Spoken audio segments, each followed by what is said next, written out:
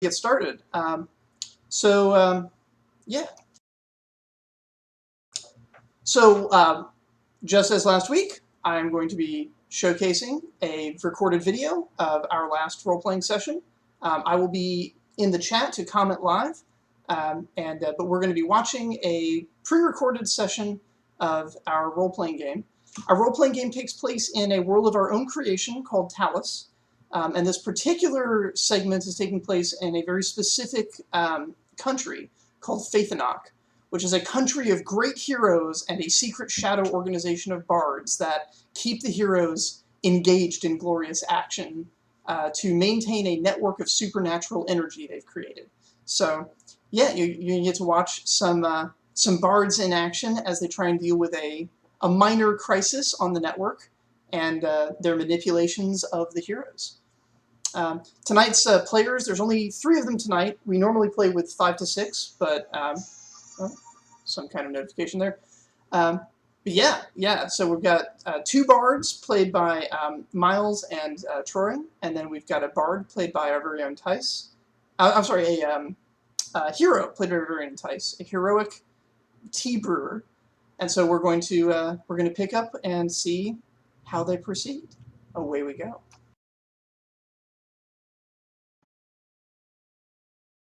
Okay, we are now recording. How's everybody doing tonight? Pretty good. How you doing? Doing good. I think my editing will be a little bit better for this recording. I mean, less work when I do the playback on Tuesday. Yeah, just got out of the hospital. Yeah, congratulations. So how sleep deprived are you right now? Nothing yet. It's only he's only been like 3 days old. Oh, 2 days old. It was on Tuesday that he was born, around 3 p.m.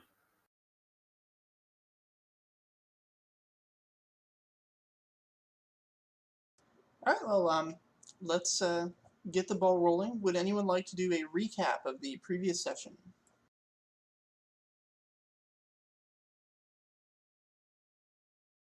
Yeah, I can try. So I believe it started with Tice's character, and I'm spacing on the name right now. 1 sec, I have it. Oh, Masashi, right? Masashi. Yeah. So Masashi, the epic. 1 sec, I have it. Tea brewing hero. Masashi, right? Masashi. Yeah. Kind of ventured into an inn in the Faythen'oc, in the Faythen capital, Faythen'oc, and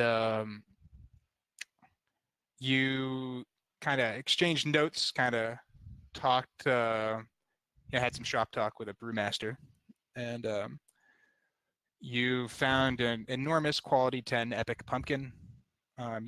Used it to brew a majestic pumpkin tea. Meanwhile, my character, Heldrin, is working on the mountain. There's currently this mountain that we're kind of carving and inscribing a bunch of statues and memorials, and I was working on that. I got summoned in front of the 7 families, and was given a quest to essentially go and find an artifact, which is Gunther's mother's shield, which we're gonna go and find and properly inscribe so that we can get it connected to this massive belief network source that we're creating with this mountain.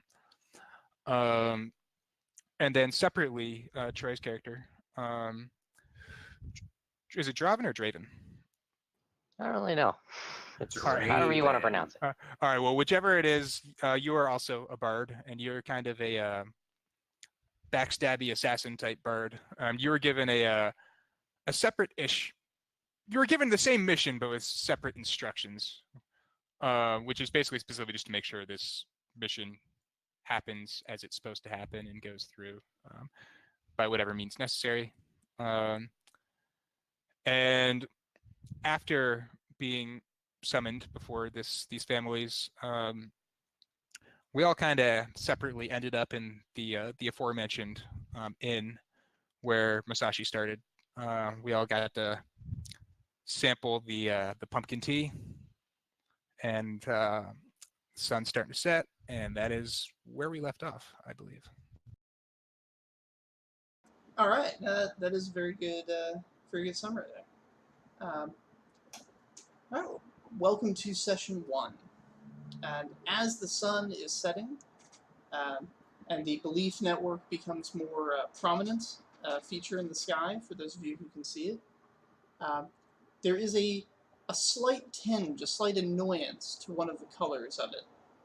As the belief network propagates belief of all sorts, but it's not a scientific thing, it's a very artistic thing, and sometimes things leak into it that you don't necessarily want. And right now, there is a slight flavor of doubt creeping into the network from somewhere nearby. Is that something we can suss out more specifically? Can we kind of investigate it? Yep, with investigation, you can absolutely try and trace it.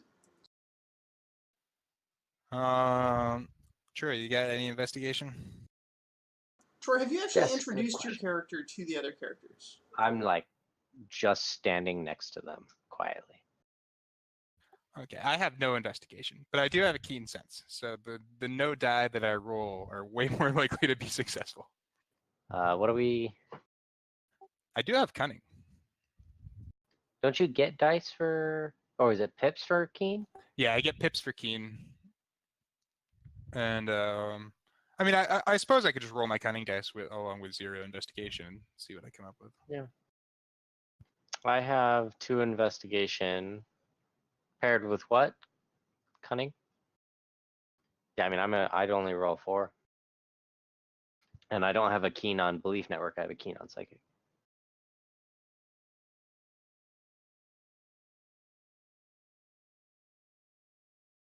Granted, I wonder if I should have moved that. I was Yeah, about to say, let's see those dice, but then I was like, oh, yeah, Yeah. I have the dice. Yeah, I just took a keen in both because I didn't really know which would end up mattering more. So that's like, fuck it, shotgun approach.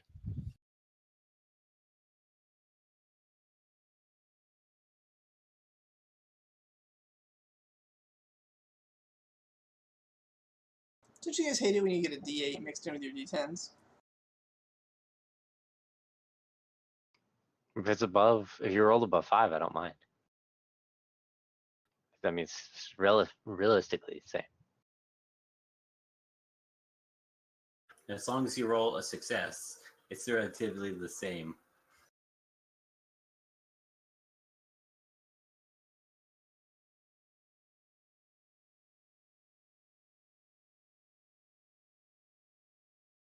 It's going to be cat on the keyboard all night, I can tell.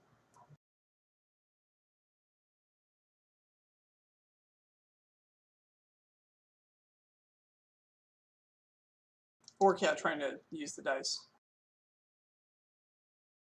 Okay, let's see. How many dice are you rolling? I believe we each have 4. I have 4.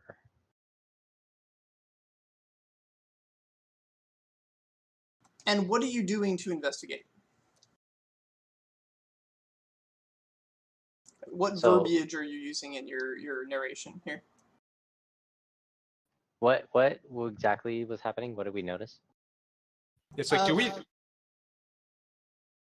Sorry. Yeah, what you have noticed is that from somewhere nearby, there is some amount of doubt creeping into the belief network from an unknown source. Like, do we see that, or do we sense it, or like all those lines? Do we see the doubt in those lines?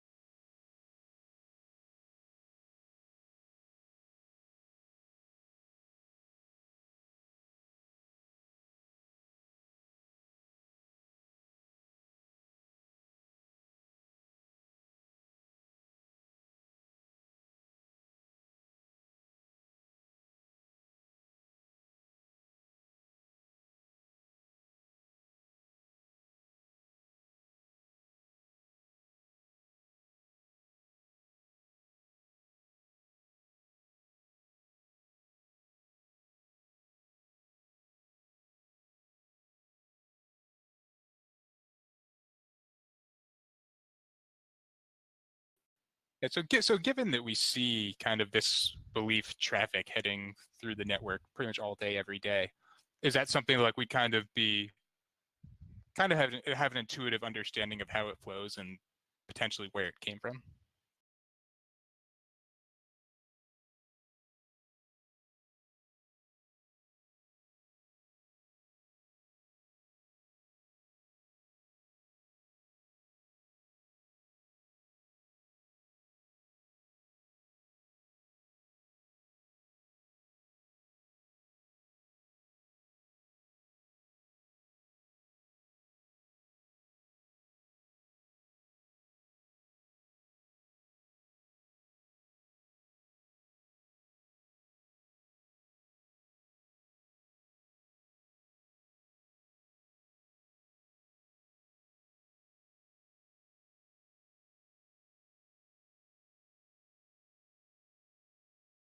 Okay, sorry about that. I just had a cat on a keyboard problem there. Let me figure out what went wrong with the sound, and we'll get that playing again. My apologies. Belief network from an unknown source. Like, do we see that, or do we sense it, or like all those lines? Do we see the doubt in those lines?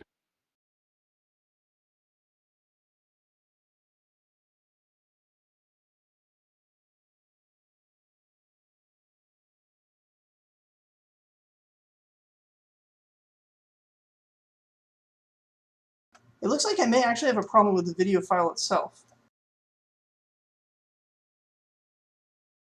Well, this is not good.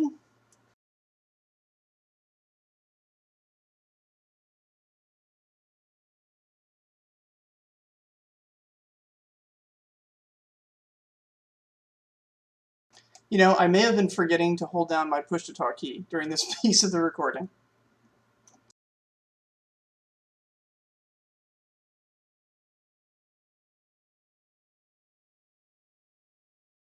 I'm going to skip the video ahead and see if sound returns. So given that we see kind of this belief traffic heading through the network pretty much all day, every day, is that something like we kind of have an intuitive understanding of how it flows and potentially where it came from?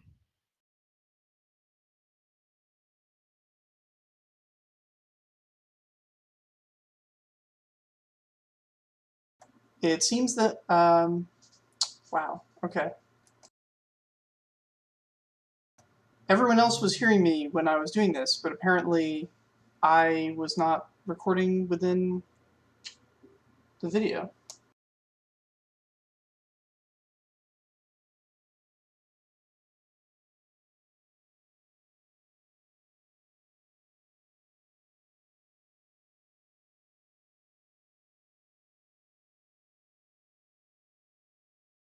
Can you tell that I'm new at this? All right. What I'm looking for here in terms of fluid rules is what the main verb is that you plan to be using to describe your action when you narrate whether you've succeeded or failed.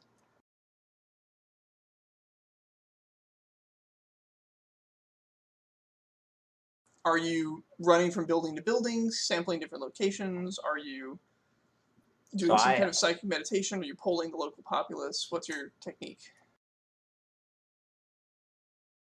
We could say I'm moving around. I'm trying to track it down and see if it grows as I get, see where it came from, if I have an idea. Kind of hunting it down and examining people as I go to see if anybody is causing it, kind of thing.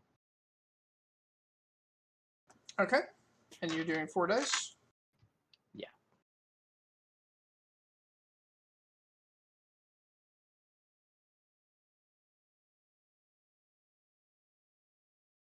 Do you have advantage in this situation?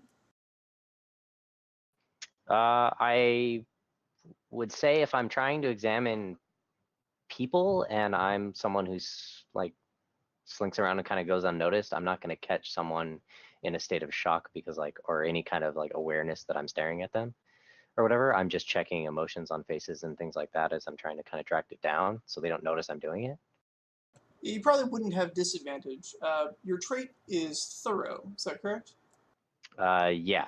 So like I will look constantly for this. Okay, so I'm gonna say that gives you advantage, as you're just being you're just checking Meticulous. everything, right? Yeah. All right, so that's thorough. So you have advantage there, and let's see. Do you have any pips? I do not think so. I took a keen in psychic, not belief, so this wouldn't be psychic, right? Correct. This is belief. Okay, so no pips then, unless there are general pips for just being here. Okay, you have 2 successes so far. Miles, what kind of verb would you like to use to describe how you're going about this? Yeah, I think I'm just kind of trying to. I think I'm just going on kind of a raw intuition of just kind of whatever understanding I have of how belief propagates from one monument to the next. And I want to use that to kind of try to see if I can just kind of narrow down some basic understanding of the general area where this doubt may have been kind of seeded from. Okay. And I've got a keen sense in Q4 in belief to aid me with that. And you also roll 4 dice for this? Yes.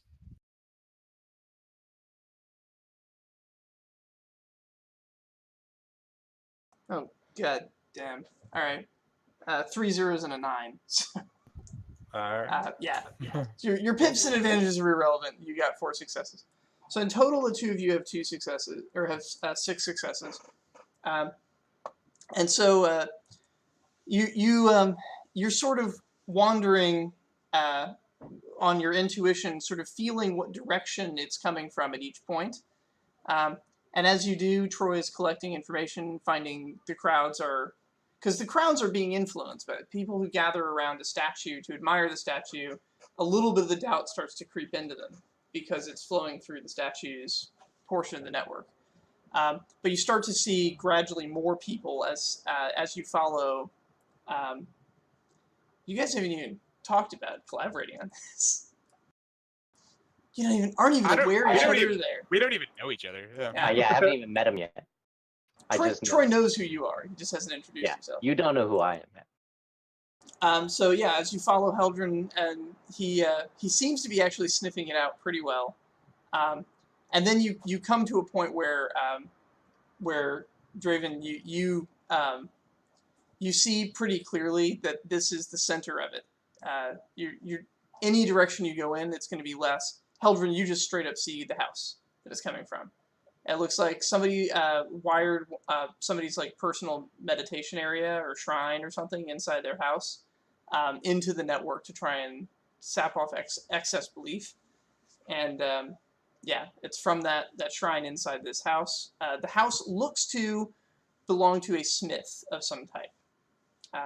Just based on the kind of architecture, there's lots of hammers and anvils, just in the styles and motifs of the carvings around the building. Like all Faythen'oc buildings, this is kind of a mansion, kind of an impressive edifice, but it also has a storefront on one side.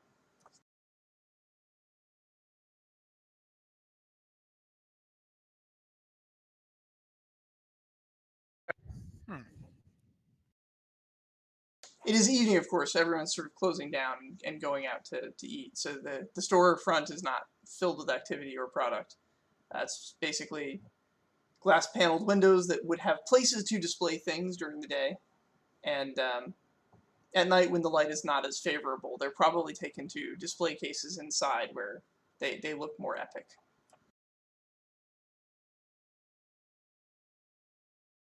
Okay, so the storefront's closed, basically. Yes. But there's definitely a person doubting something inside, and they're doubting it directly in proximity with a tap that's feeding their doubt into the network. Is this something I've experienced or kind of seen or heard of before, Or like, is this something that happens with any frequency, or is this like a pretty unique occurrence? Negative emotions can happen. The Faythen'oc is not like a thought police state. They haven't outlawed negative emotions, but the bards are pretty good at trying to keep people's spirits up. That's sort of their job, and sort of for a reason. That most of their power is built on positive reinforcement, people believing in strength, and then they can make people stronger, which makes it easier to believe in strength. And these positive cycles are very, very helpful. Now, Troy, you are familiar with utilizing negative energies. That's something that they definitely stress in special ops training, is how to use negative emotions to generate magical effects. But yeah, no, Miles, I doubt your character would have ever really studied that. You're probably aware that it's possible, but you get far stronger effects when you're using positive emotions.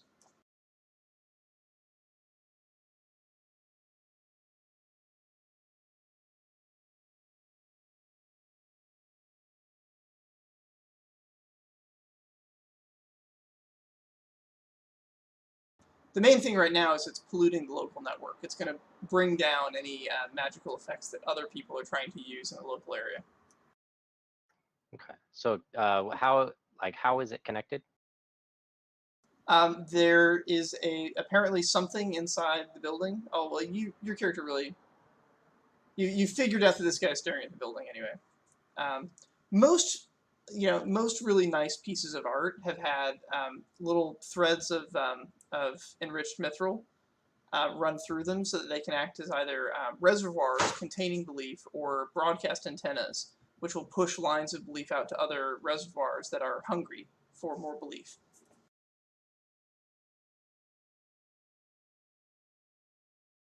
Again, it's not like a computer network or a power network.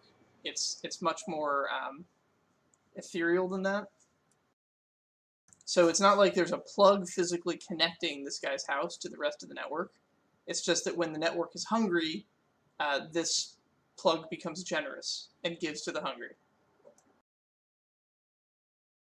And right now, the food it's feeding is poison. Got it. So I'm gonna come up behind Huldrin and just casually say,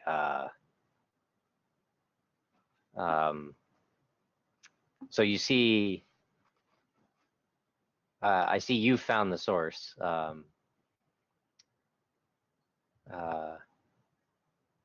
There should probably be some action taken for this. I was kind of look over and just nod and be like, yeah, you sent it too. Have you guys just left your tea master behind? And now they've met. Yeah. Did we? Did Tea Master come? I mean, I didn't explicitly ask him to come, but he may or may not have followed. I don't know. Tea Master, the bard that recorded your epic tea has gotten up and continued on his travels. You can stay in the inn if you like, or you can. The better question is: did he try to recruit me for anything yet? Like he had been asked to. No, I don't believe I did. So I think we can assume he's still just in the inn. So yeah, I'm probably at the end then making some delicious tea. And probably enjoying an evening meal as well. Yeah. The busboy who's been bussing tables, who appears to be apprenticed to the brewmaster of your inn. He's a very small fellow, only about 4 feet tall. He's got sort of beetle-like wing covers that kind of protrude from his shirt on his back, but no actual wings.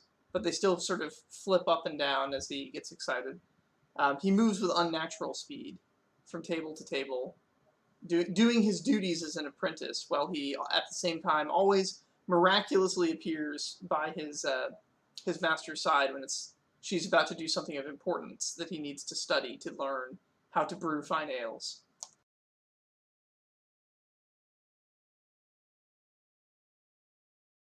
You imagine after all this running about, he's getting very tired.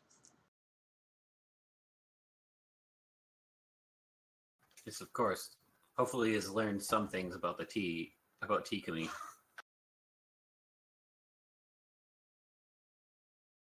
Seems to be learning a bit. You do feel that he would probably learn more if he was not also bussing tables.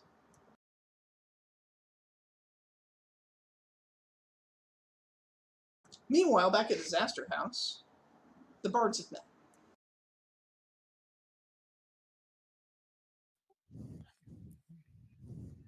That's not its official name. That's just, I figured you'd know what I meant. Sure. Yeah, I'll say, I don't suppose you have any idea what's on the other side of there, huh?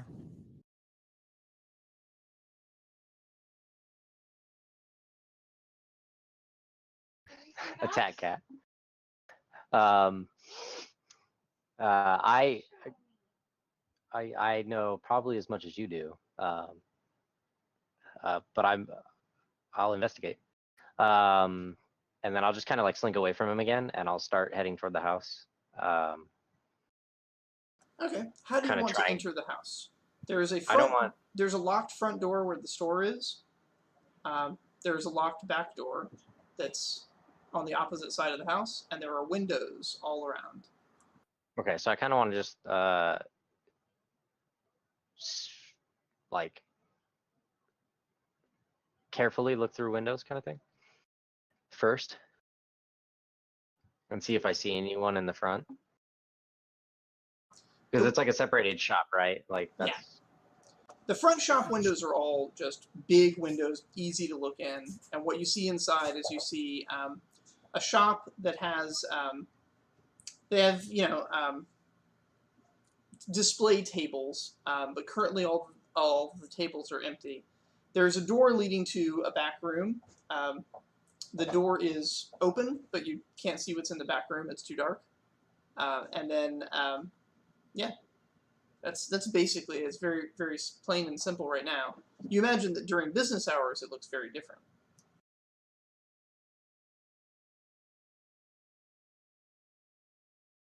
Okay. Make sure the windows are huge, like big, like people size. Yeah. So the windows are tall. They're like 6-7 feet tall. They're really big in the front. Because it's a store, and they want light to come in and fill it during the day. But during the night hours, what this means is that the little lights that are from the other houses nearby, and the occasional magically lit statue, are casting shadows, crisscrossing on the inside of it. It's very, very dark in there. Now, the rest of the building has lots of statues that are on your ground floor, which are kind of over top of windows. So you won't be able to get through the windows, but there's plenty of places to peek around the statue area and see kind of what would be through that window. However, the upper floor, the windows are all very much open, meant to be less decorative than the ground floor and instead more practical for people on the inside to look out at the glorious mansions of their neighbors. Okay, and how high up are those windows? About 10 feet. Well, yeah, the floor starts about 10 feet up, and then another. They built big. They did not want to build merely to human proportions, but instead built very large. The fact, however, that there is an incredible amount of detailed statuary on the ground floor does mean that climbing up to the upper floor is fairly easy.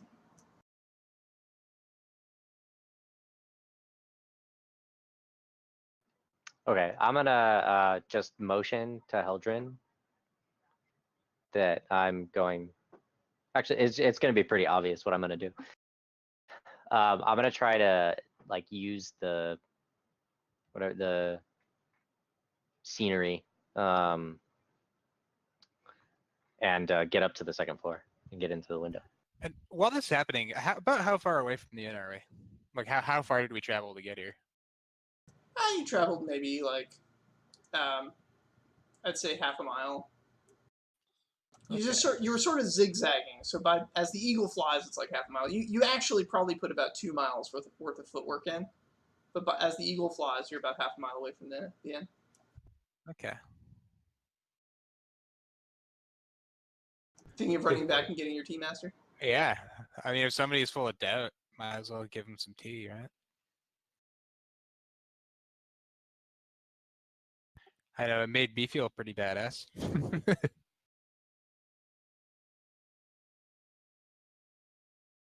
Maybe give them a little bit of humility and prosperity. Been thinking about that all week, haven't you?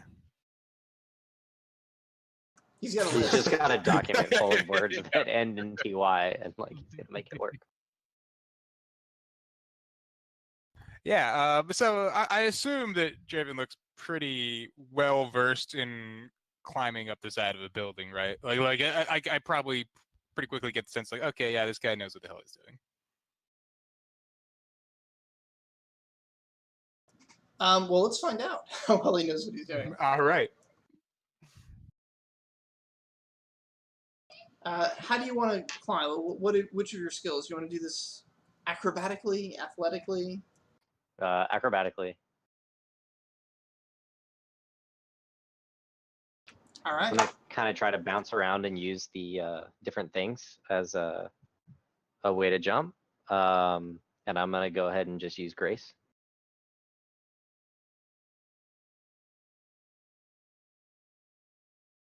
So tax and agility and get the successes for agility. Oh wow. Okay. Not even playing around here. Going all out. So yeah, four successes, and then I have two more,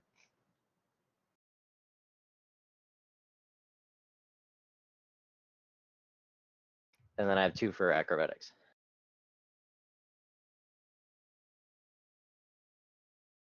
Ah, okay. That's a good one. Bless So- you, Tice. Yeah. And you said you have an agility of 4?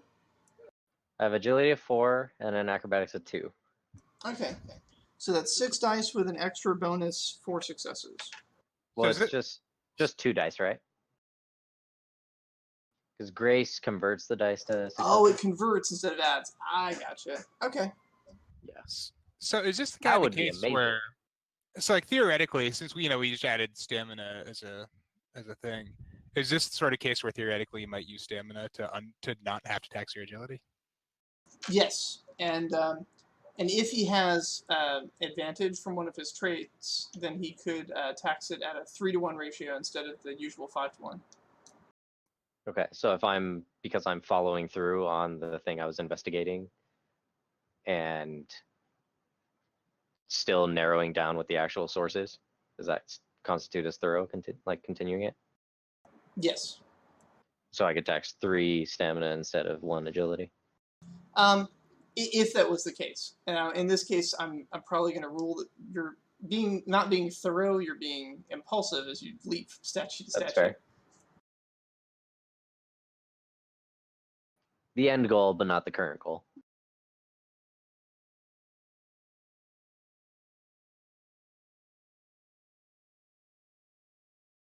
But the dice like you, a 6 and a 9. So, there you go, 6 successes.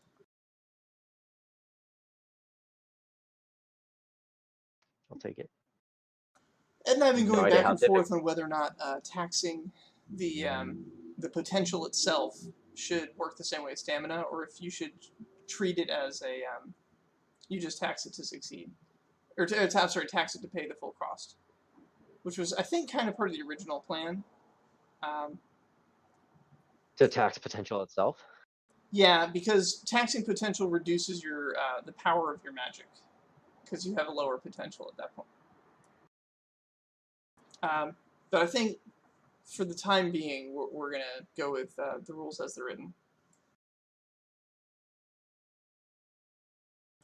All right, so yeah, you successfully leap. Most importantly, you successfully leap without alerting anyone inside to your presence, and you get up to a window. Peering in through the window, you do see there is a man sort of kneeling in front of a painting of what looks from your angle to be some kind of smith. You think it might be an ancestor painting or maybe one of his heroes, but the man is kind of sobbing to himself, doubt flowing out of him and into the painting. The painting is then, of course, radiating that out into the belief network.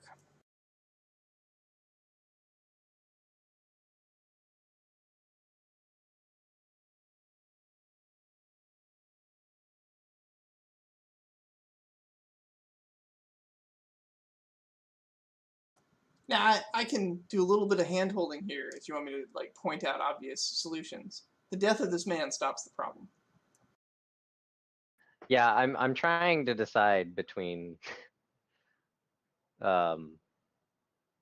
subdue and death. I figured disconnecting him, like stopping him from whatever he's doing, will actually solve, like, will stop the flow from happening.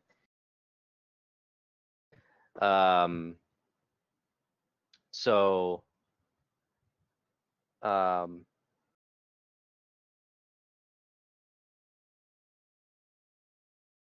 yeah, I think what I'm, because this isn't a closed site at the moment, my current action is going to be to sneak into the room and like basically chokehold subdue this person into like a sleep. Like that's my goal. Okay. Are you just going to do this on your own ability, or do you want to utilize any of your magic?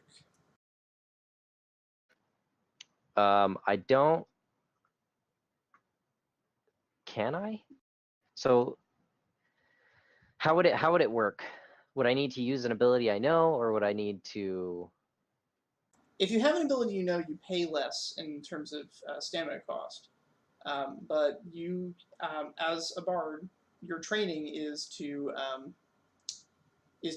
summon temporary gods, feed them belief to get them to activate someone's prayers.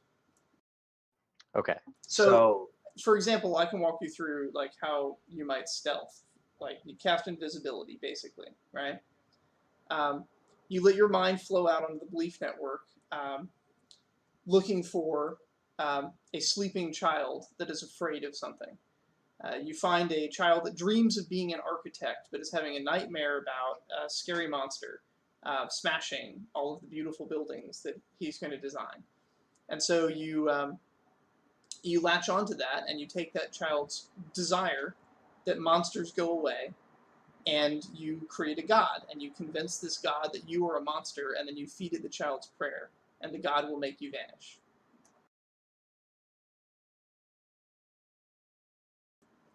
Effectively casting invisibility, second circle, which would cost you, if you don't have advantage and don't know the spell, then it would cost you, it would be like see, it's a circle 2, so that'd be like 10 stamina. If you have advantage, it's only 6 stamina, and if you know the spell, then it's only 2 stamina.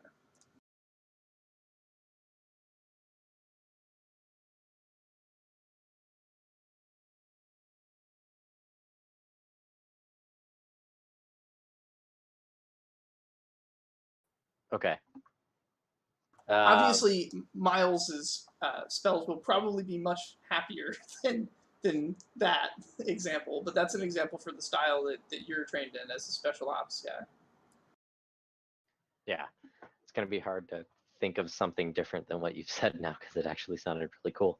You can go with that. That's a normal Yeah, thing. I picked up a talent called Shadow so I could follow people, but now I kind of want to convert that to actually be the spell because I'm going to be going invisible all the time. That's probably a better thing.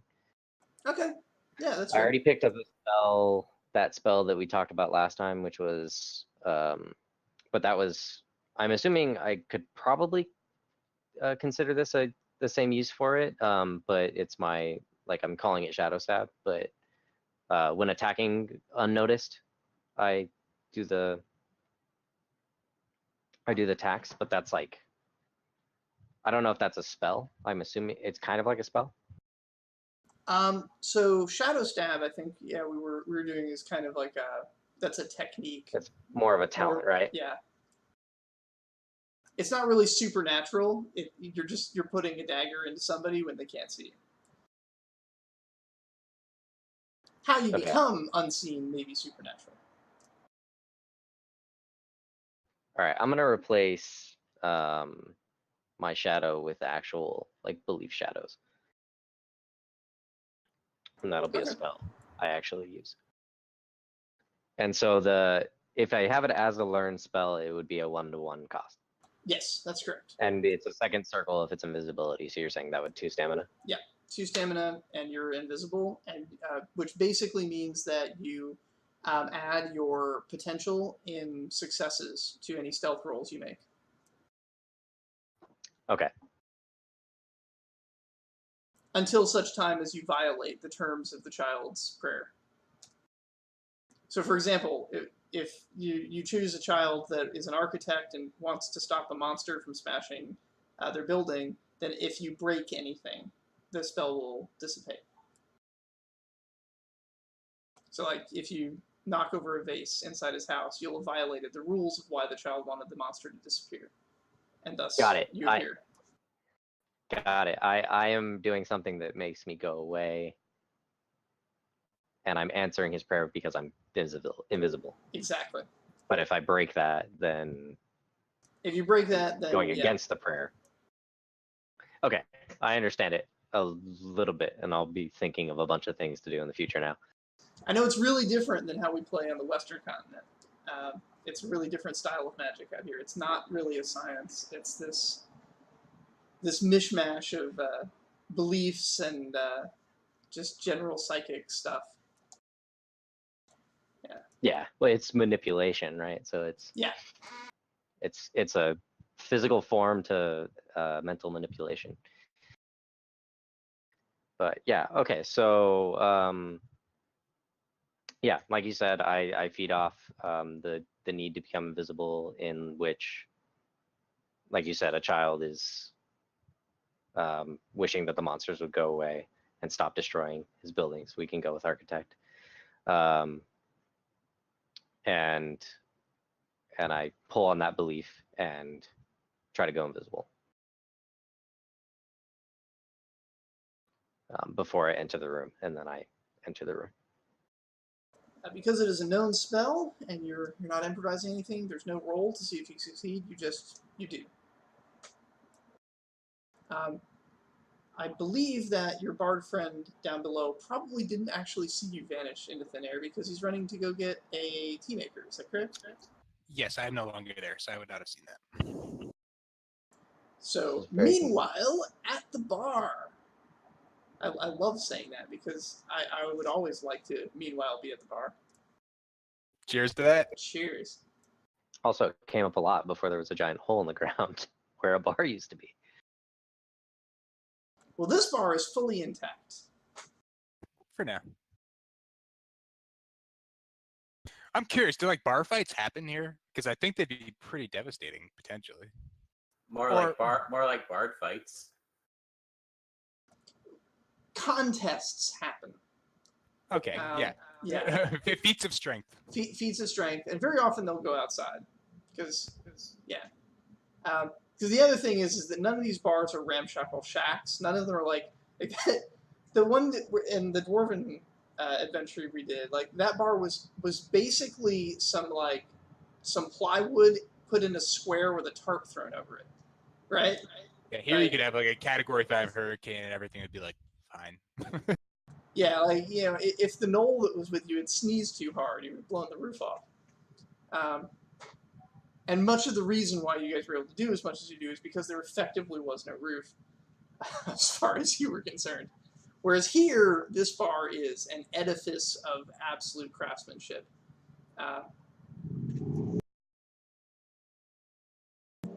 You're pretty sure that the trees had to be magically grown in order for planks of wood of that size to be used to build the frame for this building to be constructed in.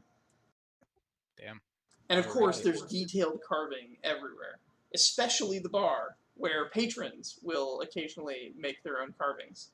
And some of the pieces of the bar have been taken off and framed on the wall to show particularly intricate carvings by patrons who were drunk and whittling at the wooden bar.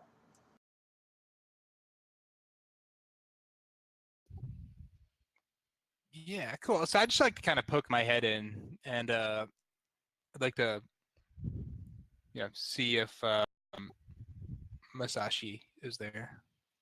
He is. He is currently being entertained by a pair of monster hunters who are admiring his tea, complimenting him on it, and telling him tales of that time that they slew some great beast, some hitherto unknown evil thing.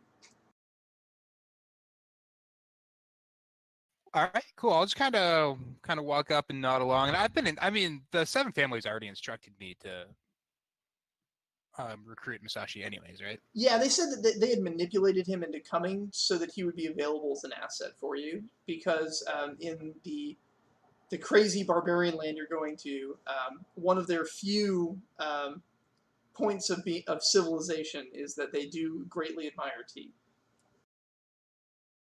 Okay, cool. So yeah, I'll just kind of walk up to Masashi, and I'll just kind of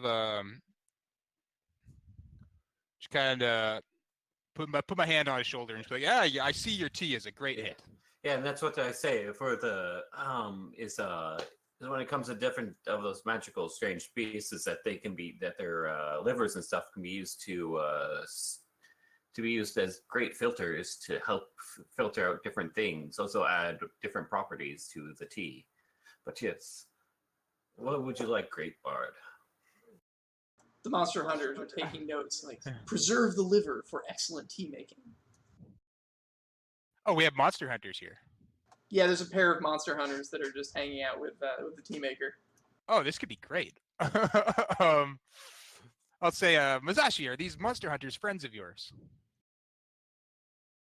Well, they are. After our great tales, I think that everyone here has become great friends, as usual.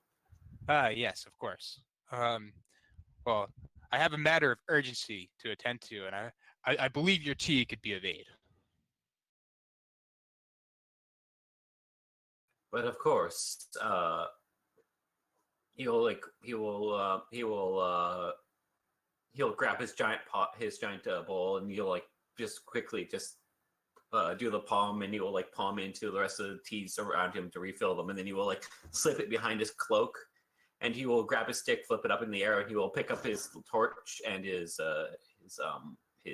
teapot, and he will be like, okay, what seems to be the issue? I want to just kind of carefully look over these monster hunters. Basically, I'm trying to. I'm not even sure if I really have the requisite skills to do this all that effectively, but I'm trying to kind of get a read on them. Basically, if we end up needing some muscle, because I have no idea what's on the other side of that house, or of the storefront. Do these seem like the kind of up and up Faythen'oc hero types that could actually help us? Yeah, these seem like the kind of guys that in a fight they're going to be some of the best guys to have your back. Or at least have your front.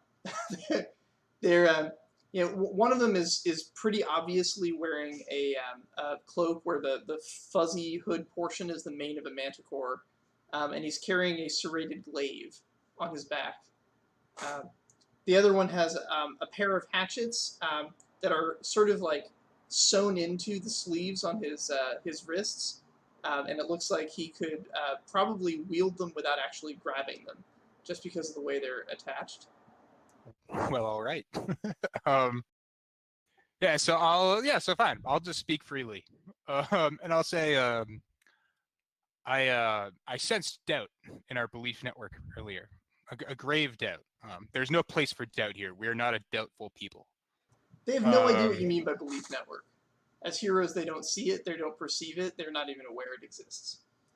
Okay, then actually, I would know that, right? So can I retroactively not say that? Retracted. No okay. problem. Okay. I'll say I sense great doubt here, and I don't believe that doubt belongs here. He raises his teacup and says, "No doubt from me, sir." Downs it. Yeah. I'll say I intend to go confront the doubt, and perhaps with this heroic tea, we can cure it. Will you join me? But of course, my lad. To drink, find drink, and slay foes, this is what we live for. I'll say, to be clear, we are not sure that there are actual foes here that need slaying. But if there are, because there may be, but we don't know that. There likely are not. But if there are, I would like to have your aid. You're pretty sure that their eyes just kind of glaze over when you go through all the, but there probably aren't parts, and then when you get back to, but if there are, they get excited again. Yeah, my internal monologue will say, well, it wouldn't be the worst thing in the world to kill someone overcome with dead anyways. That's kind of a liberation in its own right. So with that justification, I'll invite them to come right along. Yes, my tea has slain lowly spirits of doubt before. Yeah, you kill. They are inspired by your offer, but there is delicious meats here as well. Make a connections check to see if you can get them to follow you. All right, I have 3 connections. Awesome. For each success, you'll get 1 monster hunter. If you somehow get 3 successes, then they'll be extra enthusiastic. They'll be like, hey, I know another guy. Let's go get him.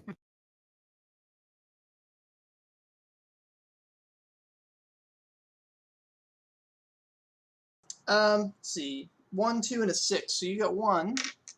Do you want the guy who can punch you while hitting you with a hatchet with both hands? Or do you want the guy with the serrated glaive and the manticore cloak? Serrated blade, manticore cloak. Definitely. All right. They both sound cool, but I mean, they don't just give out manticore cloaks, man.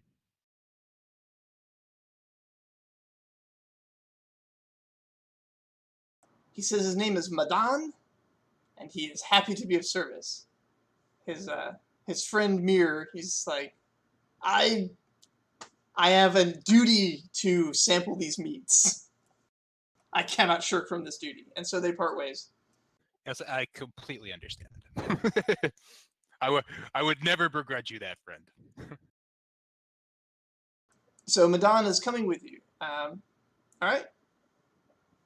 Meanwhile, a now invisible guy is about to try something. Are you going for a kill shot, or are you just want to knock him unconscious?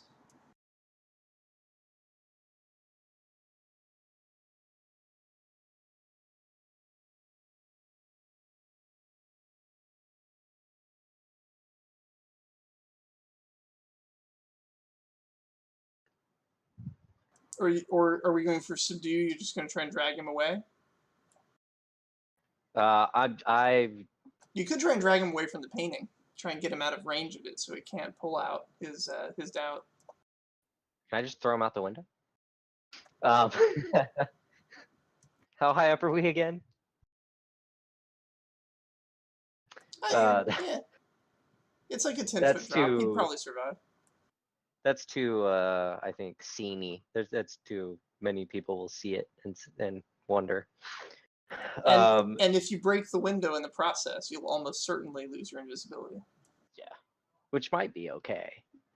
In an attempt not to break, I'm just gonna try to basically knock this guy unconscious. That's probably gonna be easiest. He's just wearing like home clothes at the moment. Yeah. I'm assuming. So he's got nothing guarding him. I might just be taking a crack at his head with like the hilt of a dagger. Okay. I doubt I can. I'm still going to categorize that as unarmed. Although while you are technically using a dagger, this is not dagger fighting. You're not going for a kill. I'm going to categorize that as unarmed combat. We really should rename unarmed to close combat, but for now, that's fine.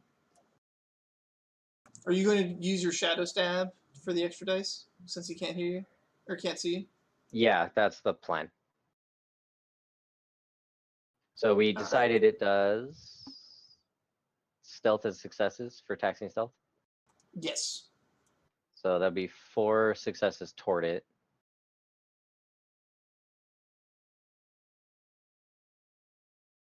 And I would be rolling unarmed and agility for this, or He's not really dodging around so much. yeah. But yeah. So is it just a vigor hit? I would give you I would give you advantage if you go vigor instead of agility. I'm gonna get, what is advantage by me? Advantage gives you a threshold bonus.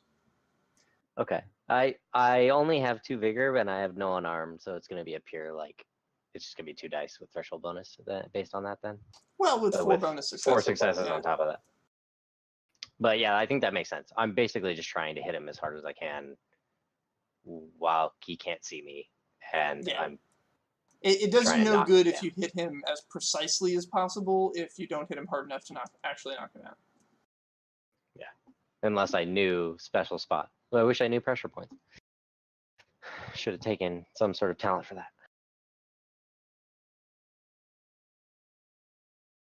A 0 and a 3.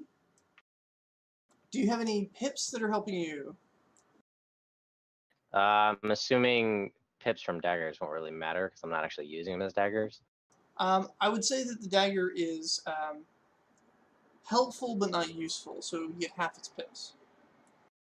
Okay, so that would be 3 from. Are we dealing with quality 6? You said while we're in here, or do my daggers have less? Yeah, Is it a signature item? If it's just like random gear that you happen to have, then it's quality 6. If it's gear that you paid a character point for during creation, it's quality 8. Yeah, they're just daggers I have. So quality 6 on those, so they go down to 3, so I get 3 from them. That's a success. So yeah, 2 successes plus your 4 automatic, so you have 6 successes. And let's take a look at the guy.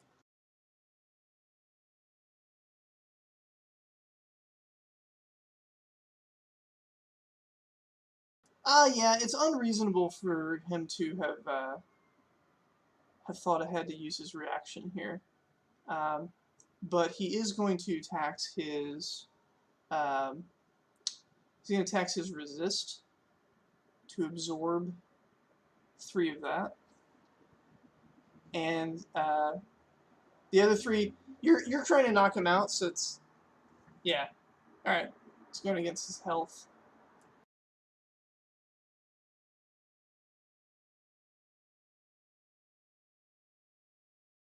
Either way, this will be a Yeah. successful thing, I think. I'm going to say because you get surprised, I'm going to go ahead and say that does successfully. Since you'd managed to tax out, you didn't tax out his health, so he's still alive, but you definitely taxed out his resist. So you put him down.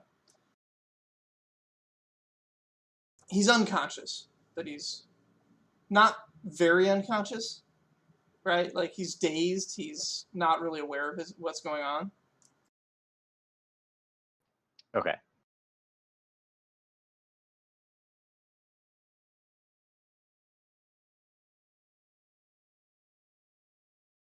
He is helpless. We'll put it that way.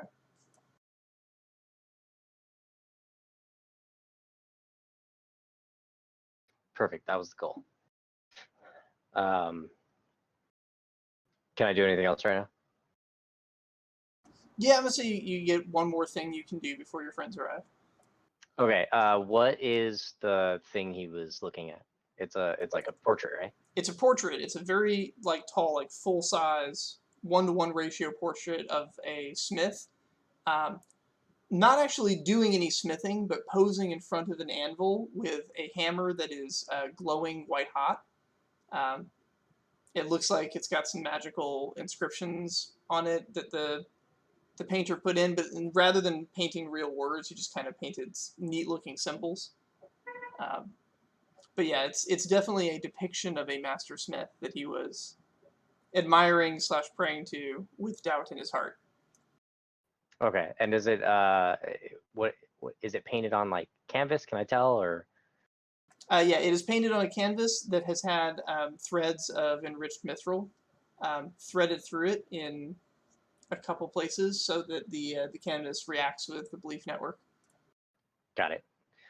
Is this is it like framed and hanging, or is it just hanging? It is framed. The frame has gold leaf put into different strategic places to make it look as though the frame is slightly on fire when light hits it from different angles.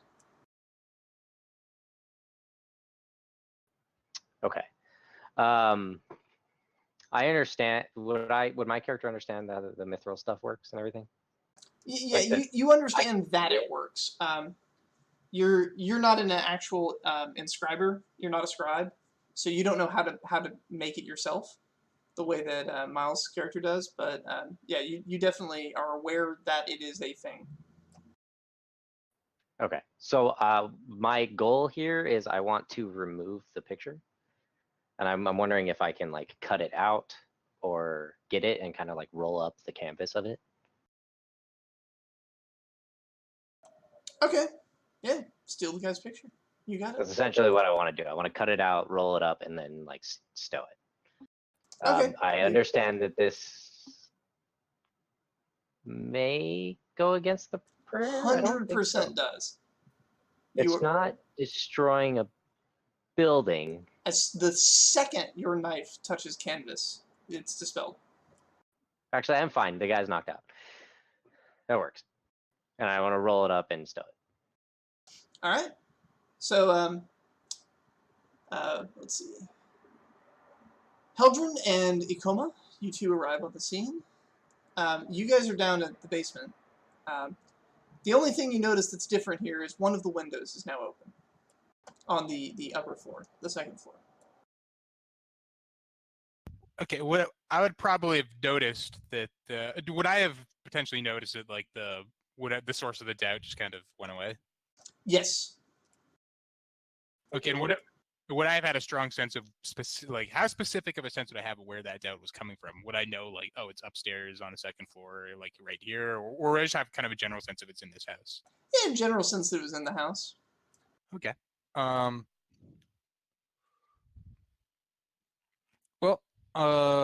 actually, you've got keen sense, so I guess you could tell that it was second floorish. All right, I think I can kind of reasonably deduce that this guy that just like ninja'd his way up the wall is probably the source of this the source of the doubt kind of flickering out. So I suppose I'd just probably head right up the stairs.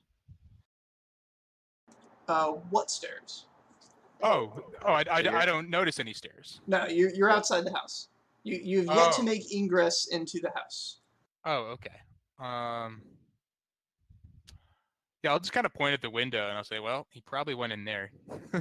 I'll say, do either of you know how to break into a storefront? Breaking in, that sounds like villain's work. Say, no, when I traveled with a mercenary company, we broke into many a villain's strongholds, and we were never the villain for it. Don says, I am well familiar with breaking things, but this is a magnificent structure. Yes, we do not want to break the structure. We want to enter the structure. Ah! Well, there appears to be an open window up there, and he just jumps. Just straight up 10 feet from standing. He barely even crouches, and he lands on it. When you see him do this, there is like belief energy just folding around him as he does it. He's not a psychic. He's definitely a hero, but it looks like the Manticore cloak he's got has some shit that has been inscribed into it, and when he believes that he can, he just jumps really, really far and high. All right, I'll say that is a magnificent cloak you have there. I don't suppose you could maybe throw down a rope. Oh yes, I'll see if I can find something. Troy, I'll say. By the way, tell the guy up there that you're a friend of Eldrin. Yeah, Troy, a dude with a serrated glaive leaps through the window, looking like he's spoiling for a fight. He then turns around, shouts down something, turns back around, looks around the room, spots you eventually, and he's like, I'm to tell you I'm with Eldrin.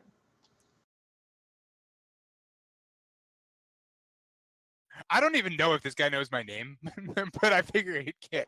You just told him to tell the guy that he's with Heldren. Oh yeah, no. He doesn't know that that's I don't you. know if Draven knows. He doesn't know that you're Heldren. He just knows that he was told to tell the guy he's with Heldren.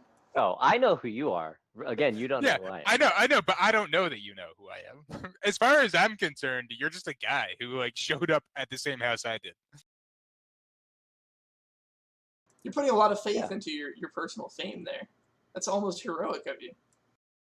No, I mean, I'm just like, well, it can't hurt. You know, like I understand that I may very well have just caused a fight, like one of those superhero standoffs where two heroes fight each other to a stalemate before they realize they were after the same thing.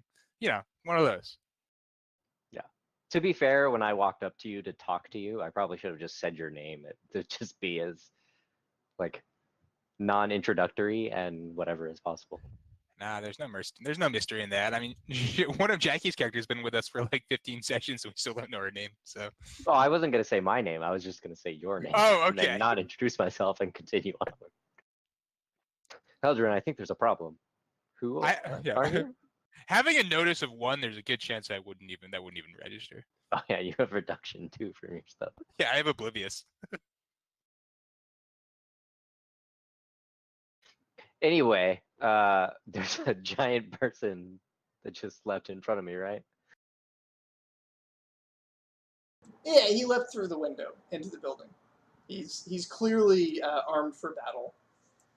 So I greet him.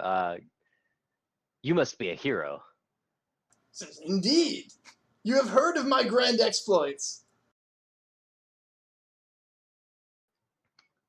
Yes, I know much of the Manticore gives you away. Ah, yes. 'Twas but a trifle from my early years. But of course you must know me from my felling of the great wyvern.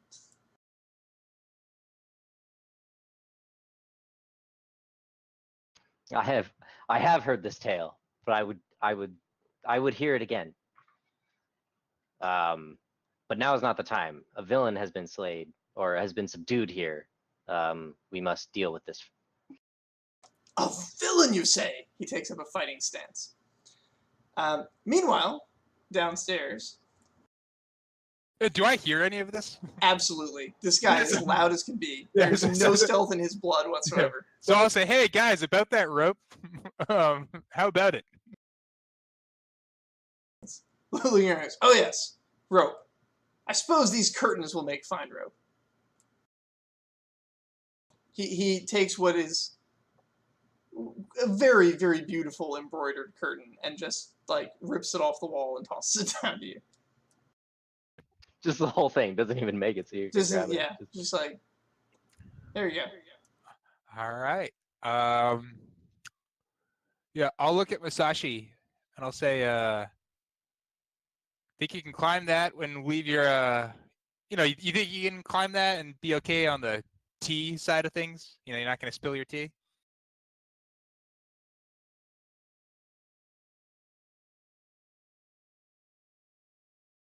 Because your tea is very important. We can't have it spilled. We got to get it up there. Oh, if it was lost, that would be an absolute calamity. Oh, you got your own list. Damn it. You just got to get shades just so you can like. Oh, I know, right? How do these houses locks work? I'm assuming it's a key from both sides kind of thing, or it varies. Like everything, like in Faythen'oc, there is some epic locksmith nearby, probably that they bought the locks from or something. Yeah. I just kind of wanted to search for a key. Well, your being inside the house does grant you a lot of advantages, and that much of the interior is probably not going to be as locked as the exterior. Yeah, so I figured I could search him and then search for a key while they're doing this. I'll let them do it, but that's my, like, while they're doing that, I'm just looking, and I might be able to open a door before they do something dumb. Okay. We'll do an investigation check in a second. first, let's see what they're accomplishing with the climbing of the curtain. I guess I just I take my stick and I sort of take the bottom of the curtain and I tie it onto my pole and I sort of just yell up above, just like start pulling up the rope, and I'll just sort of climb up on the side of the building to get up. Since you're such a great, strong warrior. Okay, so you're relying on somebody else to pull you. Is that basically what you're doing? Yeah, I'm using my pole to like balance the tea and stuff, but like I'm gonna like walk up the building while he pulls on it. And I'll actually say first, before you do that, perhaps you should drink some of that tea to grant you balance and strength.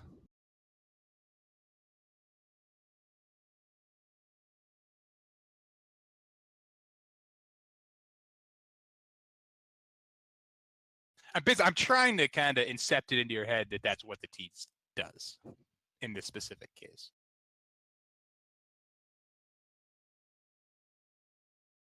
He is a bard. I mean, they often know what they're talking about.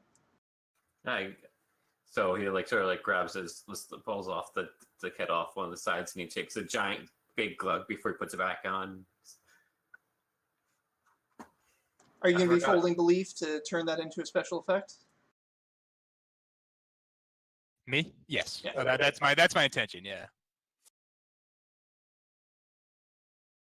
Okay. So I'm not really sure how that works from the bard side of things, but yeah, however it does, I want to do that.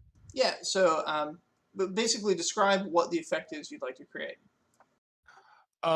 Just kind of balance and calmness, just like him having not quite a serenity, but just like a resolute understanding that this is going to be okay, and kind of the requisite steadiness and balance to actually make good on that understanding. Okay.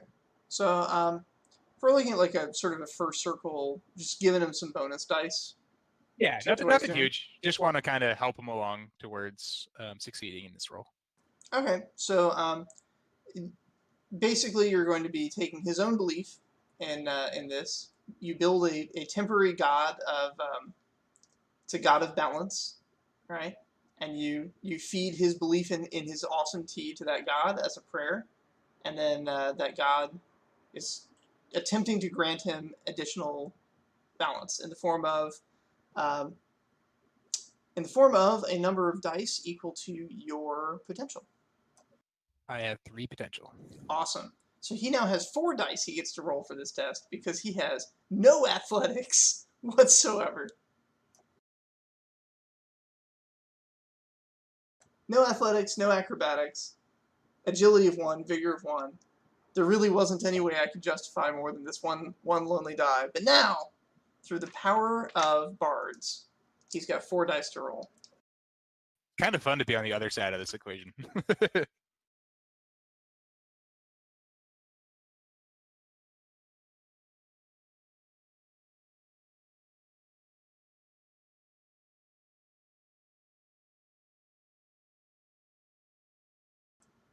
Okay, what is... do you have any kind of advantage?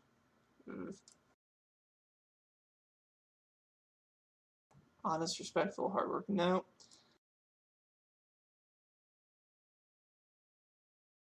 All right, well, you've got 2 dice. Or 2 successes, I mean, out of that. So that's good. You're most of the way up. And maintaining your balance quite well as the big brute above you sort of slowly pulls you up. But then something in his conversation that he's having up above distracts him briefly, and his hand slips. So, other people, you've made your roll. You're doing what you can do. You're being as balanced as you can. Other people are going to have to come to your aid. Basically, Miles, if you get 3 successes, you can just scale up there. If you get 4 successes on your way up, you can grab him and pull him up with you. Oh, me? Yeah. I don't know of any way I could have 4 die, let alone 4 successes. Oh, shit.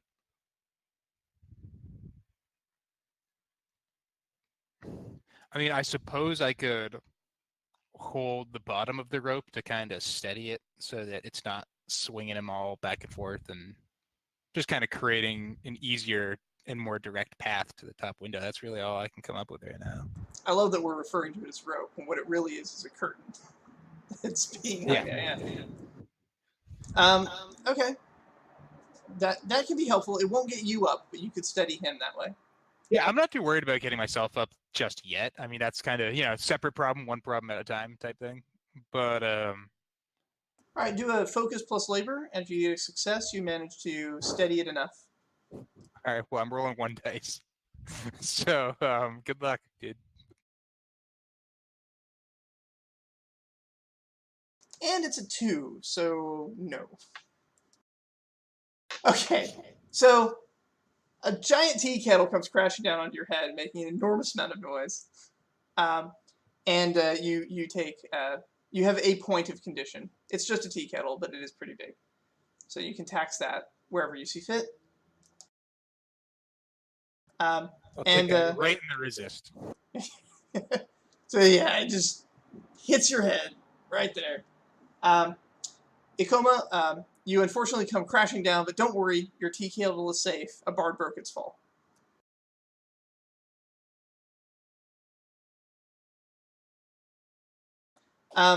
Troy, go ahead and make your investigation check. Or, I'm sorry, go ahead and tell me how many dice you're making for your investigation check. I really want to get you through both. The dice rolling bot is is our friend. I mean, I'd say we could just jump in and roll 20 again, but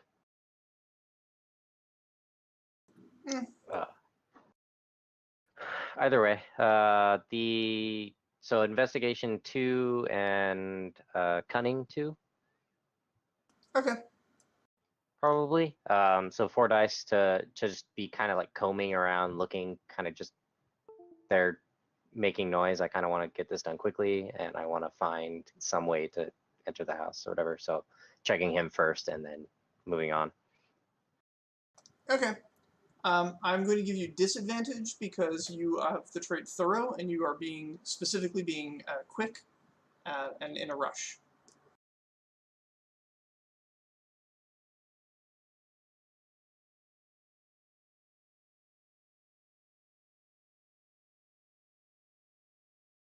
But you still managed to get 3 successes, even with that disadvantage.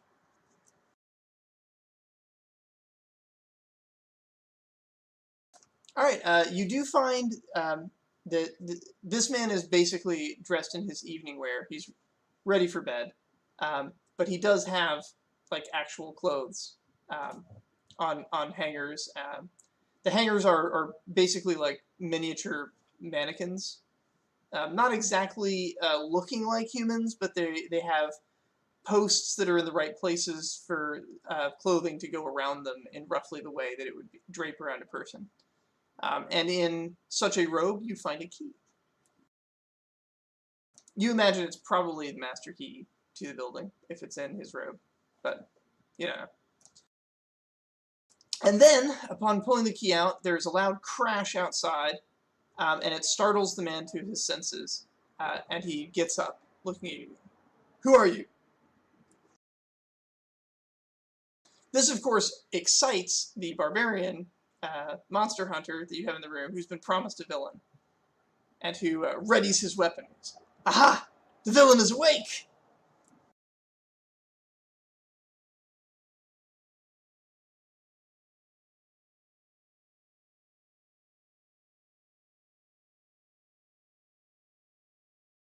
That's not helpful. Okay, so let me think for a second.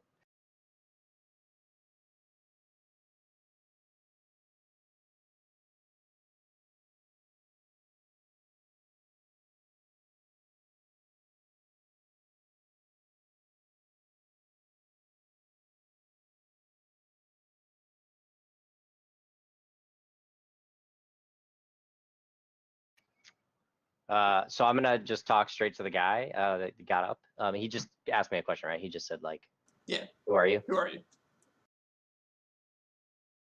I say, "Do you not remember what happened?" He's eyeing the guy that's basically threatening him with imminent bloody death very carefully as he kind of backs into a corner. Is, I was praying, and I was struck from behind. He does appear to be inching towards a specific location. You imagine he has a stashed weapon there. Meanwhile, on the ground,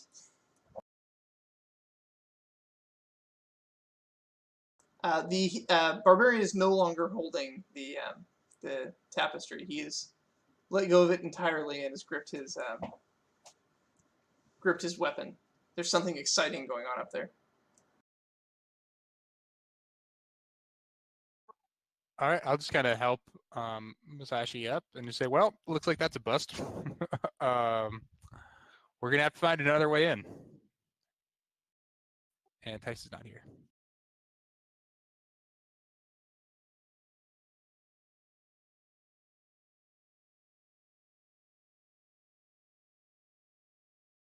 Yeah, I suppose, once I've kind of helped him up to his feet and made sure he's okay, I'd like to just kind of do a lap around the perimeter of this building and just see if there's anything that jumps out at me. I'm like just a cursory investigation as being a potential way in for somebody who is not able to just scale the side of a building. The front door is surrounded by glass panels that are easily broken if you're willing to do that. The back door is not.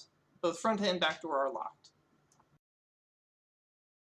The windows at the bottom are all blocked by statuary, but if you were to take the time, and it would take a significant amount of time to carve away the stone, you could pull the statues out.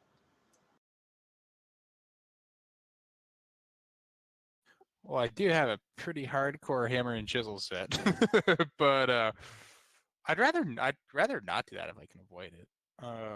Just because this is a very well made storefront. I don't want to degrade it without having exhausted all other alternatives. And there's always magic.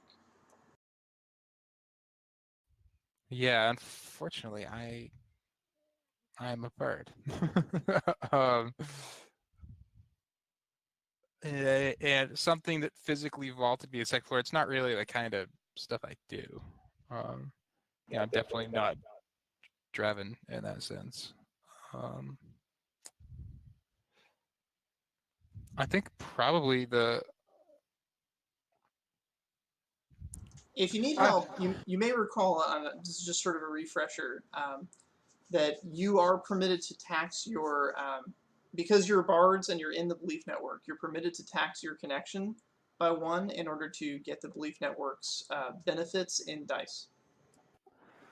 Okay. I didn't remember that, so thank you for reminding me. And Masashi's a hero, so I can basically use him as like a channel, pretty much. All right. Yeah, I'll do that then. I will tax my connections, and I'll just kind of grab Masashi and I'll say jump. Jump towards that window, and let's hope for the best. Well, no, I'm not. That's what I'll think. What I'll say is jump towards that window. Let us go there.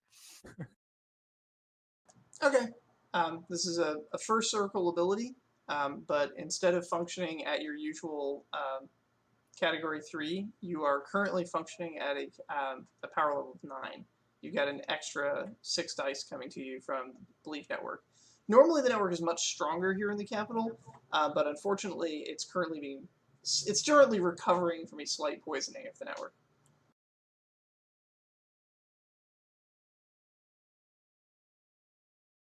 So you easily wrap the two of you in a spell of jumping. The other local bards kind of know it was you, so they'll be less friendly towards you for a little bit. But they helped a bro out, so it's all right. Hey, fuck him, I'm leaving anyways. And so yeah, throughout the network, energy about jumping, about agility, people believing in great feats of acrobatics begins ricocheting from statue to painting to mural until finally it gathers where you are and becomes a spell of jumping. All right, that's your cue, dice. The two of you fly in through the window at great speed, probably bumping into, probably actually just toppling prone the warrior that was standing at the window, facing the opposite direction because he believed there was a threat from within. All right. Inside, you do see that there is a man in pajamas, backing himself into a corner of his room, and yeah, he looks over you. Are you here to rescue me from these savages? He said, "I'm here to rescue you from your doubt." He's a little confused by that, but he stops moving back towards the corner of the dresser where it seems like he has a weapon hidden. Well, so I recognize it. It seems like he has a weapon hidden. It seems like he has a weapon that he hides behind the dresser, and he's trying to edge back into the corner of the room so he can get at it. Okay, I'll say there's no need to go for your weapon. We're not here to harm you. Cracked me in the back of the head, that one did. I think. He's actually pointing it not at you, Troy, but at the guy with the glaive.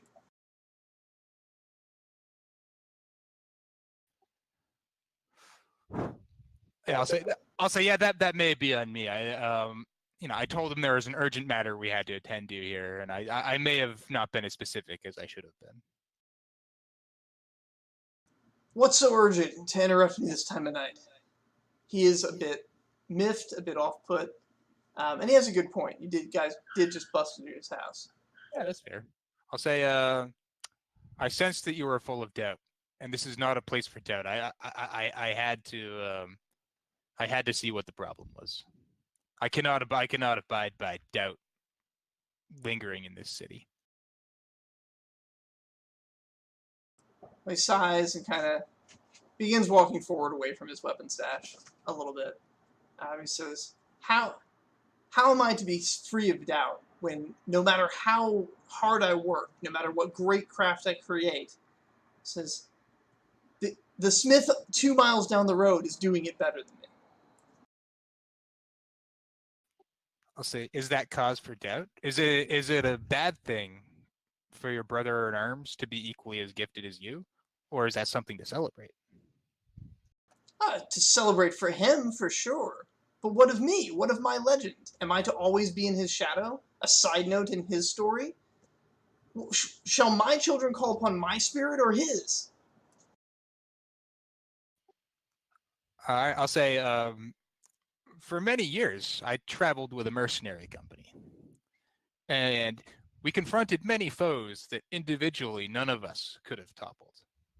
But together, we built a legend of all of us who were able to conquer foes that far surpassed any of us in individual might.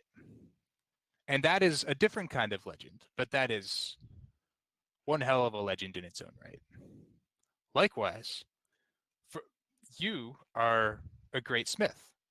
I mean, I saw it in I see it in your works here. You are a great smith. You would not be able to make do here if you were not.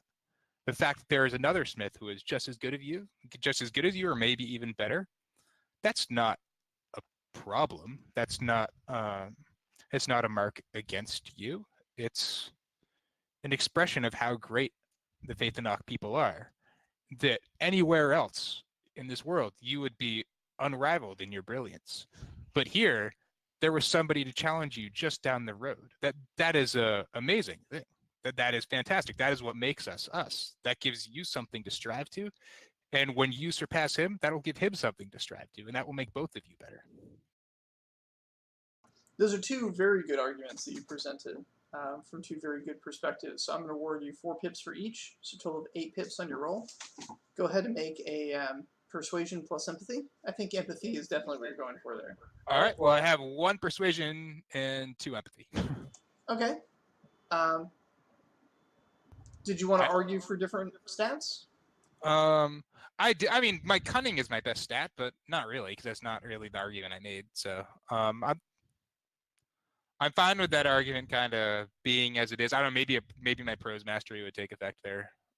Okay, yeah, prose Yeah. mastery definitely. That'll apply. All right. So that gives you a threshold bonus, and yeah. Yeah. And then 8 pips to the roll. And you said you have a, let's see, persuasion of 1 and an empathy of 2. Yep. So almost certainly looking at 3 successes probably, unless I have a really atrociously bad roll.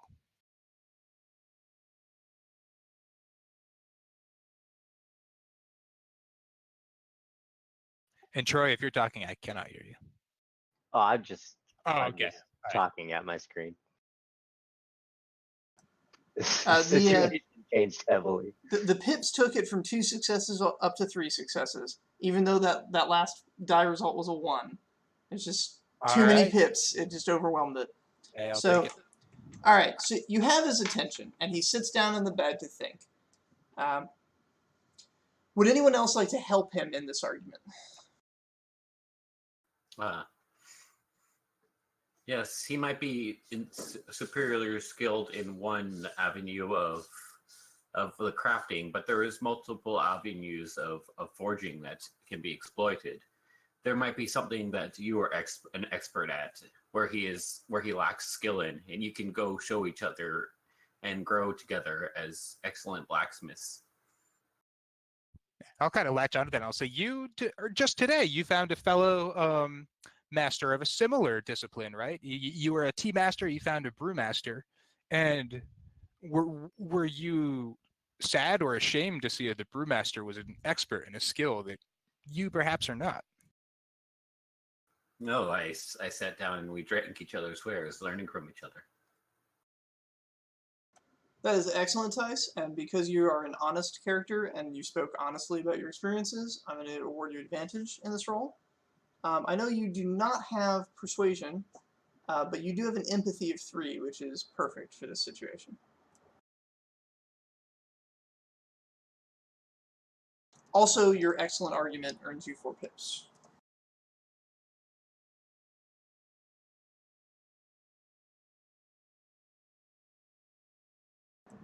And saved by the threshold, you get 3 successes there. So you guys have got 6 successes so far. He kind of is looking up now. He's not slumped. He's sitting a little more erect. So I should focus. You're saying I should focus on what he is weak in, and become stronger in the details of the craft that he is weaker in, so that we may complement each other. He's starting to get it. Troy, did you want to add anything to push this guy over the edge?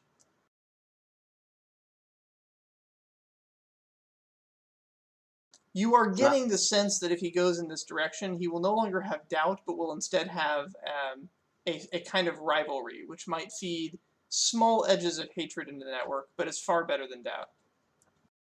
Oh, that's my second favorite too.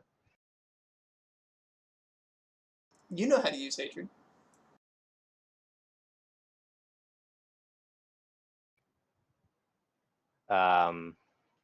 Let me think.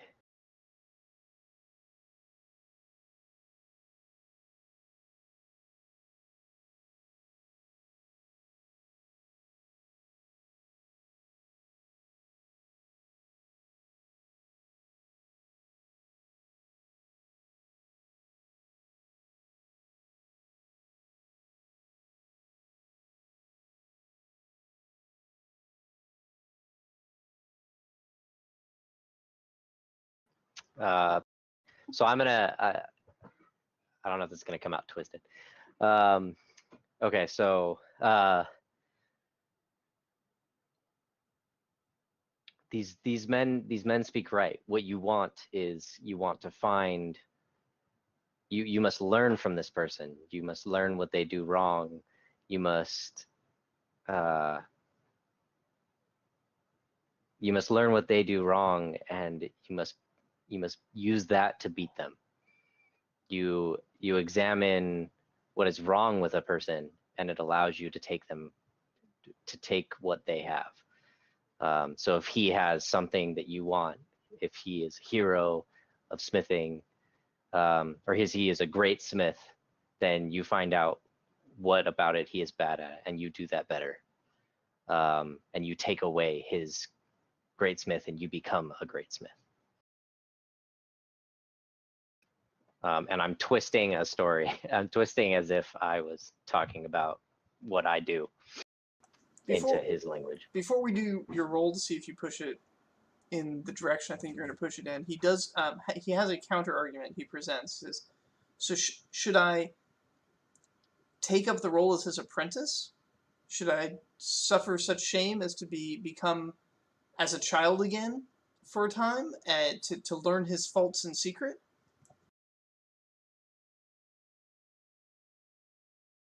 I am a man. I have done great things. I want to approach him as an equal, but if it can get me the victory I want, you see, like, that hunger growing in him.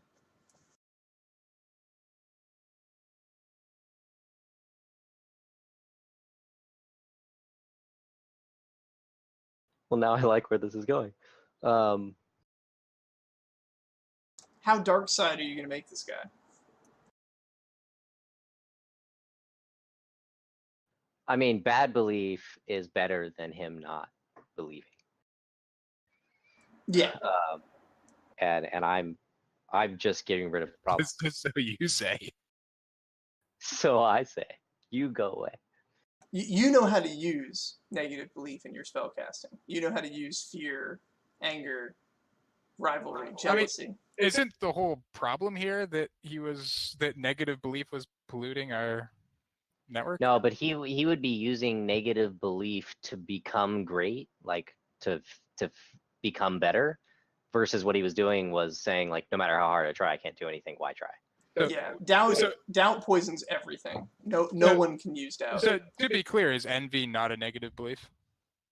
Envy is a negative belief, but it's not a positive and negatives aren't necessarily opposites, because again, this is not a science. To be clear, so is envy not a poisonous belief? Is it not the very same kind of poisonous belief that we'd want to get rid of? No, because envy is progressing towards something. Doubt is giving up. Envy is not a belief you know how to use personally, and it generally doesn't cast the kind of spells you want to cast. So anything that suggests giving up is a belief that we want to do away with, even if it's something like, kind of understanding or coming to terms with reality, or, like I can think of a lot of positive kind of Zen-like beliefs that would lead to the same conclusion, which could be construed as giving up. Are those all negative beliefs we want to do away with as well? Not all of them, no. Again, and like you've noticed, like there are exceptions because it's an art form, and what you're trying to do is you're trying to create a nice place. Yeah, I think our characters probably just have philosophical differences on what beliefs are worth nurturing and what we need to get rid of. Yeah, definitely, because you came from very different trainings in how to use belief. Yeah. You were trained in inspiring people. He was trained in exploiting their weaknesses. And he just gave me a really big weakness as a counter. Or not a weakness, but just a access point. So yeah, I'll jump onto that and say that is an excellent idea. You say you're a man. You have done great things, and it does not go against that to do this, because what you are doing is to become greater. This is just a side step. This is not a step backward to the state of an apprentice. You are Now, Miles, you are permitted to object to the direction that he's trying Yeah, to you take can this. stop I'm not. Oh, I intend to later. I'm not going to right now. I also have a second question. I think now that I have a greater understanding of this, I'm pretty sure my character is going to be consistently pulling on empathy and not cunning. Is it permissible for me to swap those? Yeah, that's fine. All right, cool. Because I'm here. First session, I'm not really hung up on that stuff because we're Yeah. still trying to figure out, really how your characters work. And this is your Yeah. first time being in this environment, so Yeah, I think I'm just kind of coming to an understanding of the kind of arguments my character is going to be making. Like he's very, even his writing, everything he does, it's very much about drawing on people's empathy and like making them believe in something. when you first started out the design, your character was very much a historian, so I understand how cunning kind of made the most sense. But now that you're sort of taking the position of doing artistic revisions to history to make it more epic, I think empathy is a good choice. He's a creative writer Right. who doubles as a historian. Yeah. Tice, it's not entirely clear exactly what everyone's talking about, but they do seem to be trying to convince this guy to secretly infiltrate his rival. If you have any objections to that, your character is present in the room and can speak.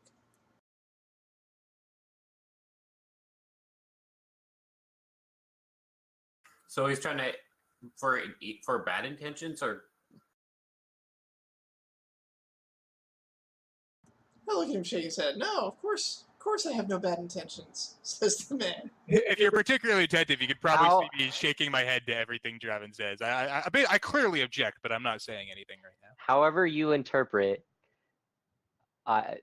me telling him to go through with this in order for him to become great. I said nothing else. sorry, I was gone for a little bit, so I had no idea exactly what. Okay, so I was making the argument that he said, should I become his apprentice? And so I said he should. I said that is a fine idea. He should. It does not make him less of what he is to do this. Become his apprentice, learn what he can, and become greater than the man he is an apprentice. He's not becoming less by being an apprentice. He's assuming the role of an apprentice to become greater than the person he wants to be greater than.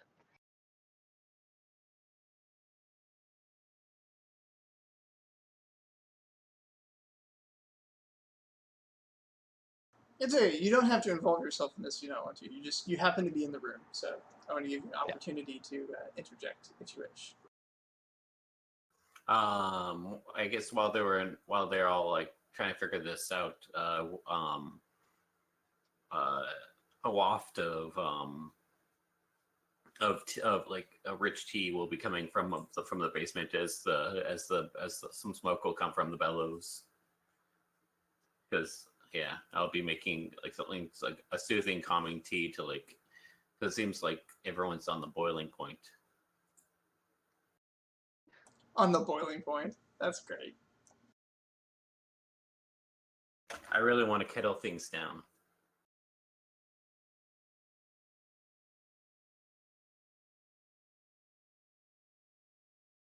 And yes, using some like fresh peppermint, like some chamomile. So the nice hot mug of tea, you have converted this guy from a doubter to somebody who plans to secretly learn how to infiltrate and exploit the weaknesses of his competitor. Congratulations. So do we sense that the belief network is less polluted now? Yes. The doubt actually started repairing as soon as Troy tore the painting off the wall. Which does bring us to another point. The guy kind of starts looking for the painting. He's like, where is the painting of my father? I'll look around. Do I see like a frame with nothing in it? Yes. All right, I'm just gonna kind of look at Draven a little bit. I'll be like, "Ah, that was smart. You had to stop the bleeding."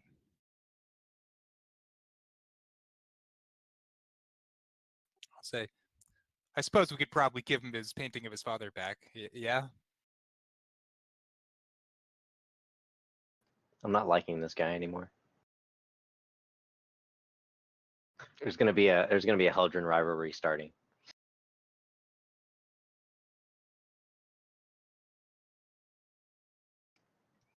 Too many bars in the kitchen. Is that? Yeah, I mean, if I'm gonna get, I can't really hide the fact that I have it if I'm getting pointed out that I have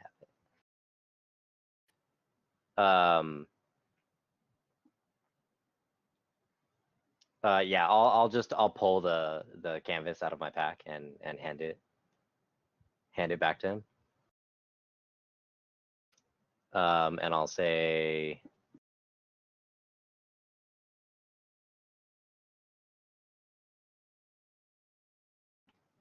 He's a little upset because he can't remount it himself. He's gonna have to call in an expert in the morning, but he lays it down to the bed. I say this will be the first step to you to your work to become great. You needed this to come down, and you need to put it back up when you're ready. He kind of nods in understanding. I have to earn the right. I understand. That's very, very culturally appropriate. All right, so he's going to fold up and hide that. While it was open and while he was looking at it, there was a little bit of his energy feeding back in. There was a bit of hope, which is always a nice one to feed into the network. It was trickled with that little tinge of envy and a tinge of sort of that sly cleverness of somebody plotting something, but only slightly. It was mostly hope. And yeah, and then he packages it away, and it stops contributing to the network as he's no longer looking at it. And he drank the tea, right? Oh yeah, absolutely. Okay. It was amazing tea. I mean, seriously, like, just really incredible tea. Yeah, I'll ask Masashi. I'll say, hey, I don't suppose I could have some of that tea, could I? But of course. You know, Tice, that you're totally allowed, because you have alchemy, you're totally allowed to give supernatural properties to your tea.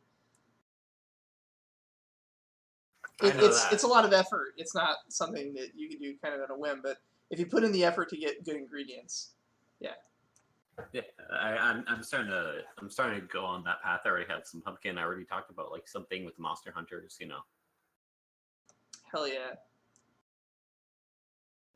So the hunters says, well, gentlemen, it seems that you have resolved this conflict without the need for a slayer. I wish to return and see if my comrade has left any meats for me to taste. See, based on his apparent enthusiasm, I wouldn't be too hopeful of that. But yeah, thank you for your service. I appreciate your willingness to come to our aid. But yeah, it appears the need for it has passed. So thank you. Of course. Yeah. Not every hunt ends with the slaying of a grey wyvern. Sometimes all you find is a 12-foot stag. Yes, but then again, that is a great bar, so I do not think they ever end out for wine, not have food in it. There will always be beers to drink and meats to eat, as long as the great chef is there. Indeed, sir. There was always the next hunt. It's not hard to notice as he kind of turns away too. This glaive, like the serrations on the glaive, make it look like this thing isn't meant for fighting people. This is a weapon that's meant to like cut into and dissect like freaking dragons. It looks like it's got like spines along the serrated part that would let him like hack this into the side of a giant flying lizard and actually pull himself up onto it, just from like the sheer friction it generates. It's a wicked, evil-looking weapon, and he's never going to wash all the bloodstains out. Seems like a badass dude. Yeah, that's what this countryside is full of. It's a bunch of badasses for varying purposes. All right. Well, yeah, I'll say, yeah, I believe that, yeah, that makes sense. Personally, I've just had this tea. I'll be up all night. This is thoroughly caffeinated.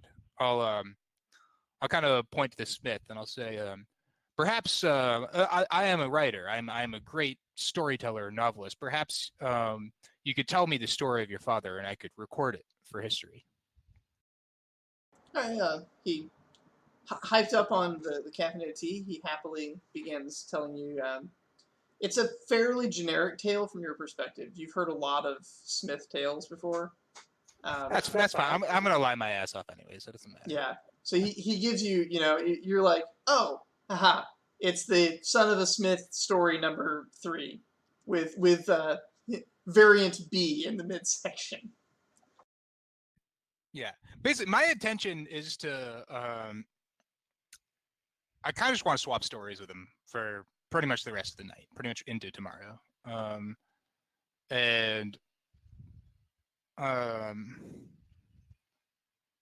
Yeah, to be blunt, my intention is to get him alone so I can have a frank conversation with him. Okay, yeah, he tells you stories like the time that a grain peddler came by and his horse had, which are very rare actually in these parts. There's not a lot of horses, but he had a horse, which was a really special thing. But one of the horses, its shoe had broken. It needed a new horseshoe, and there wasn't enough iron at the time. And how his father, piece by piece, pulled all the nails out that had kept the cart together, and smelted them into a new horseshoe, and then reassembled the cart with wooden pegs to where the nails once were.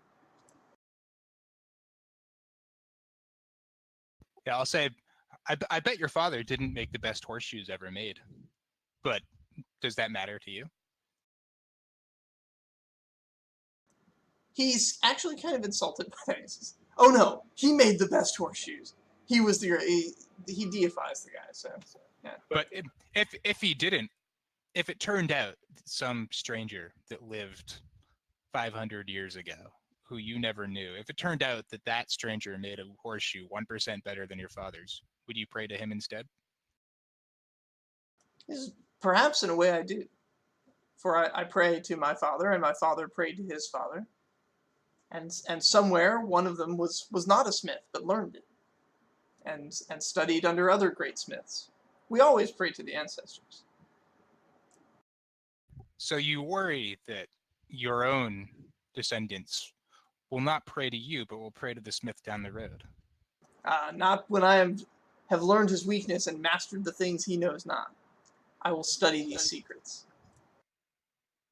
But even if you didn't, even if you remained just the way you are, would your descendants not pray to you just as you pray to your ancestors? I am certain they would revere me. They are good children. But I do not believe they would call upon my aid if they needed it when the aid of a stronger, better hero is available. Would you pick up a sword that you know to be weak when there's a strong sword next to it? Not a sword that I know to be weak, but I wouldn't require the strongest sword ever assembled. Oh, but it is the way of heroes.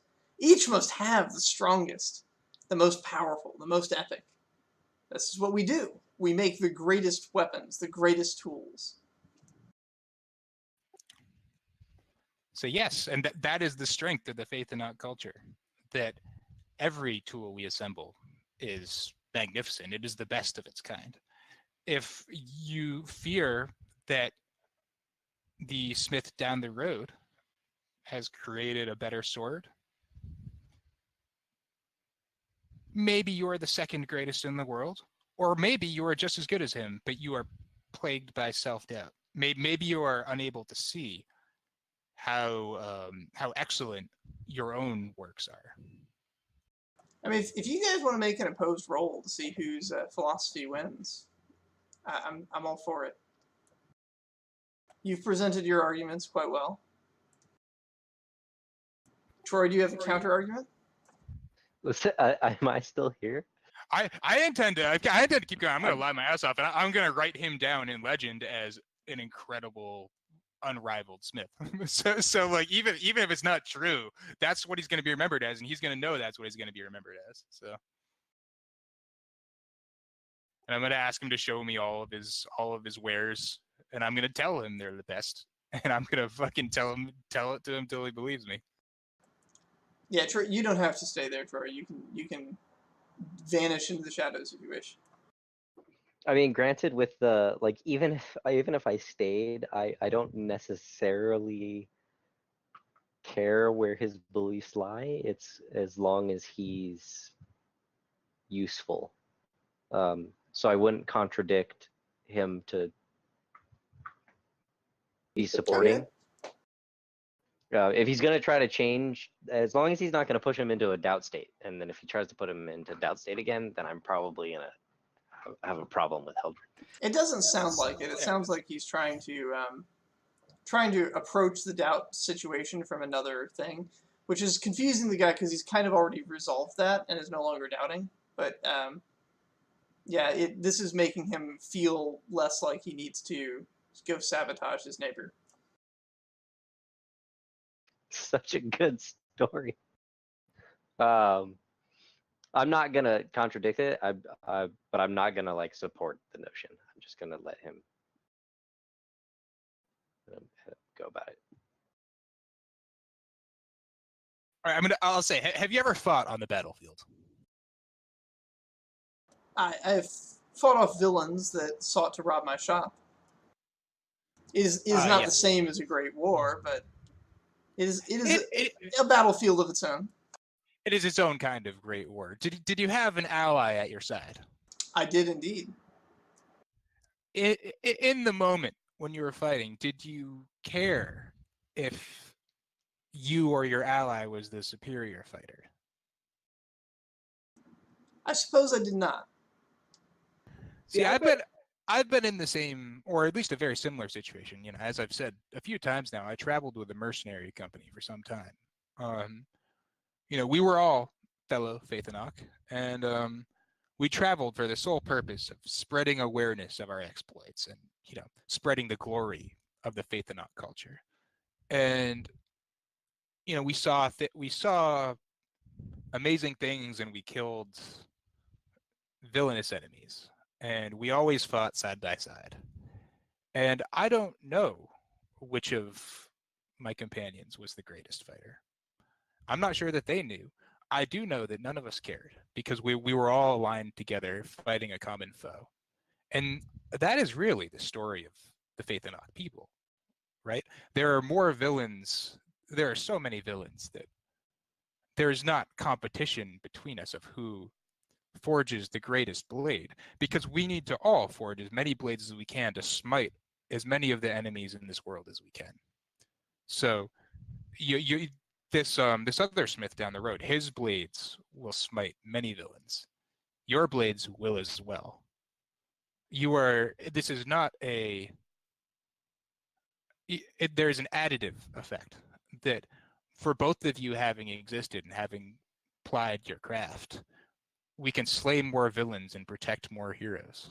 And which one may or may not be slightly stronger than the other. It's like wondering if you or your companion was the stronger fighter in fighting off the villains who would have robbed your shop. It doesn't matter. The end result is the same, is that because you were both there and because you were both heroes who acted in the way that you did, you were able to have a combined additive effect where you were both able to contribute to the cause of great heroism. True, and I see that. Although you can tell from your psychic sense that he's a little overloaded right now. There's a lot of philosophy has been thrown at him all at once, and he's not trained the way you are in philosophy. But he says, "Did you not have contests to see who slew the most villains?" So I don't think we needed to, because what would it have proved? Well, here there are many contests, and it is disheartening to be consistently second place. Perhaps he made a blade that is better at cutting down villains. Perhaps you made war blades. Perhaps you make blades that are better at cutting down trees or reaping a harvest. There are so many criteria on which a blade can be evaluated that I'm not entirely sure it's possible to make a direct comparison on who made the better blade. I see the wisdom in that now. Your companion taught me. I will find the blades he does poorly, and I will make mine better. Yes, that is excellent. Not in a sense of not to exploit his weakness or not to make him worse or not to degrade him, but so that by working together in concert, you can create a wider range of blades in which the Faythen'oc people make the best and are the best prepared to do whatever they need to do. This is a great strategy. In our mercenary company, we had a great archer. We had a great we had great swordsmen, we had great spearmen, and they were all good at different things. And it was not out of a sense of conflict or competition. It was out of the idea that we need to be prepared for everything. You get the sense that you've reduced him to maybe like a 50-50 about intentionally sabotaging. He probably will just learn to do one thing better, to specialize, basically. He still has to know what the guy doesn't do well, though. Yeah, he's still going to infiltrate him. He's still going to be a little bit sneaky, but he's probably not going to, intentionally sabotage his materials or anything. Yeah, I'll say we don't need to resort to sabotage among our people, because sabotaging just makes everyone worse. The saboteur becomes a coward, and the sabotage becomes weaker. Nobody benefits. The night having worn on, this guy is basically exhausted, and his brain has just stopped registering things that are said to him. So he's going to pass out pretty soon. All right, then I will take my leave.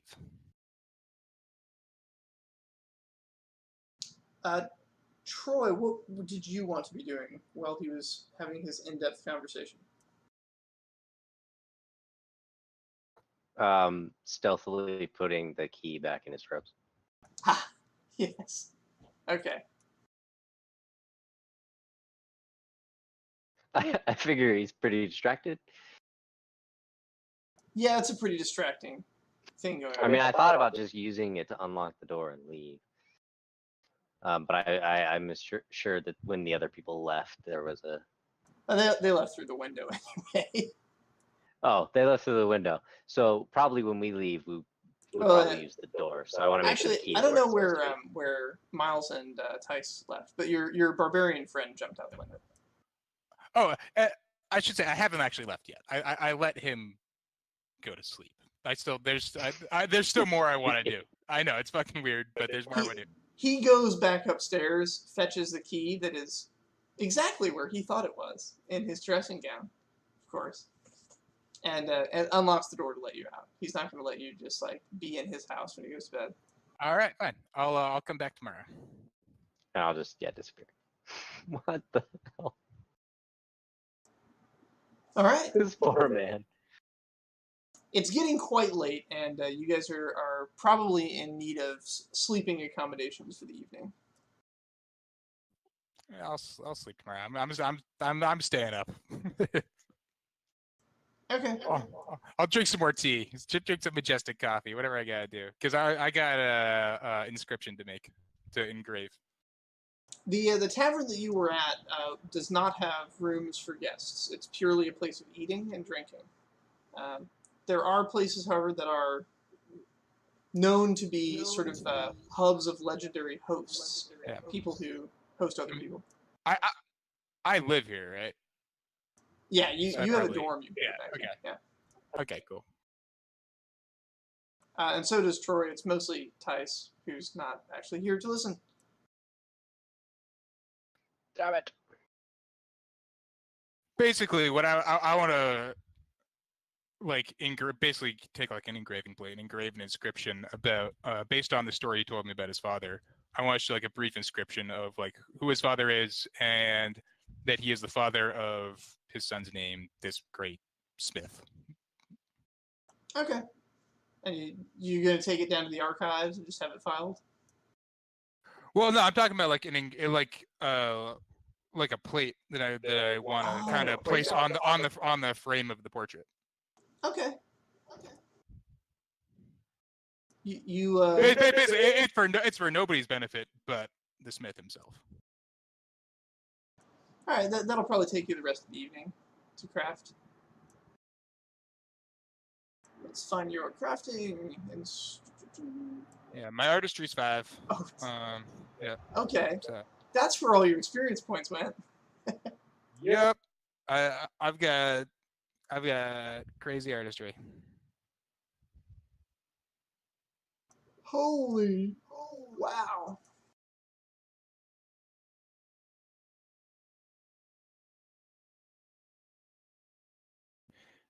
And if prose mastery applies there, since what I'm engraving is prose, then I've got mastery in that too. Yes, it does. As does, let's see, your empathy is 4. Good grief. And I've also got beautify if that applies. I don't know if it would or not, but I would give it monetary value. yeah, I don't really give a shit about monetary value.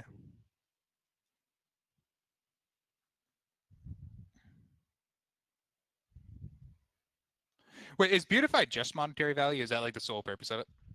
It doesn't actually make it more inspirational or more effective. It's just pure monetary. Among the Faythen'oc, the monetary value is more about how effective it is, because the Faythen'oc don't really use money; they use art. And so to beautify is to make something more artistic, which means to make it more useful to inspiring people. Okay, cool. Then yeah. All right, perfect. Then I do. That is what I was going for.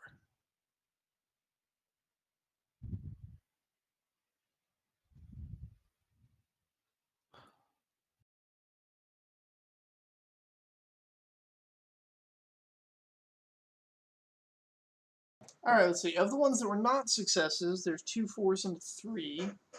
Do you have any pips for your equipment? Oh yeah, I took a thing for it. I paid one of my renown for it, so it's Q8. Okay, so that is 9 successes. Do you want to imbue this description with any magical properties that trigger when it is read?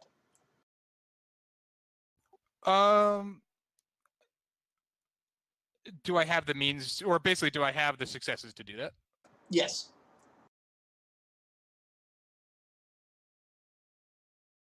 Oh yeah, I just like to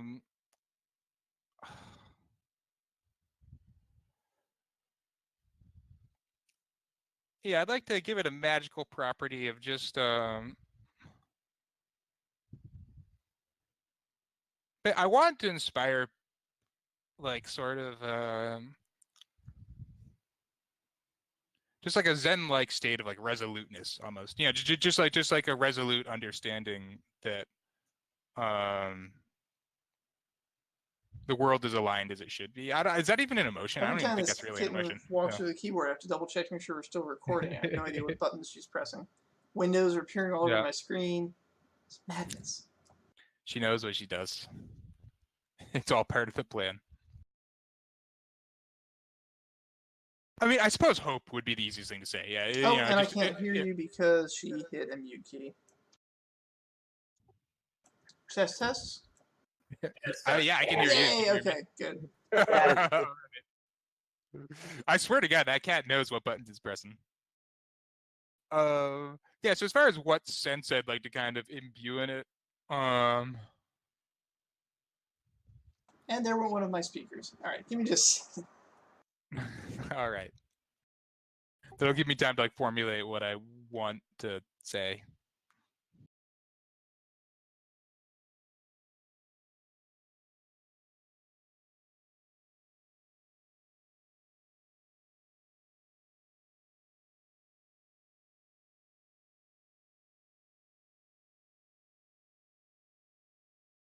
Okay, there we go.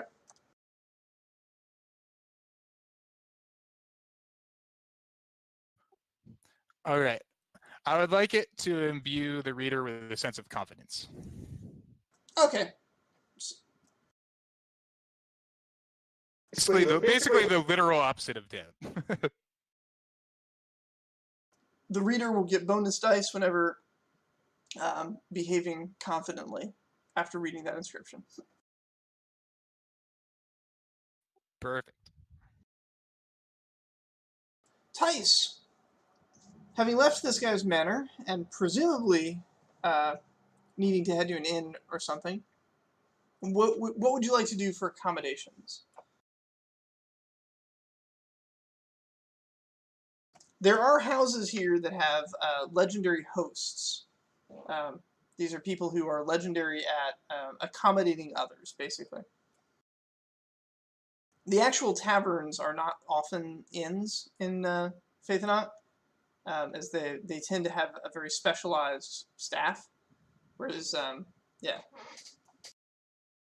Yes, I guess I will stay at one of the legendary hosts' place, and I will offer my tea skills for like the night stay as like the night drink before everyone goes to sleep.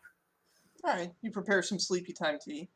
The host appreciates that. The host has a large common room, and the host has been sleeping all day in preparation of this. And as everyone is sort of gathering on comfy mats and pillows in the common room, the host is setting up a set of musical instruments to play very soft, melodic, sleepy music. The host requests that you not give her any sleepy time tea. She wants the good stuff, the caffeinated stuff, because she's going to be going for about 8 hours of making nice, gentle, soothing sounds. With an incredibly well-crafted harp. Yes, I guess I'll give her the double dose. All right. Like I'll make a special blend for her of like just basically I'll like put some spices in it, like so basically ideas of like they will keep her awake. As she strums on the harp, she appears to be triggering some amount of magical control over the lighting in the room, which dims and then takes on soft blue backlit hues in the corners. So that there is enough light, just barely, to not trip over yourself if you need to get up. But it's generally just an incredibly soft, soothing experience, and you quite soon find yourself drifting off into slumber. Troy, what are you doing? So where did Miles go with this? He was just like working on stuff? Yeah, he worked on an inscription to give the guy to put under his father's picture frame for when he restores the picture. Yeah, I think I did that back in my living accommodations, wherever they are. If it's a dorm or whatever the hell it is. Yeah, it's sort of a dorm where their bards live. Okay, so just before I guess we separated, before he went off to go on his own, I would have just said, just blatantly, I will seek you out tomorrow, and then I probably just gonna go rest. I was kind of, I'll be like mildly curious. I'm like, okay, all right, man, good work. As the morning dawn rises, you guys wake up. Tice, you are incredibly well refreshed. You may recover 10 tax, as well as convert tax over into your endurance as you see fit. For those of you who slept in the dorms, you guys got a quality 4 rest, 4 tax restored.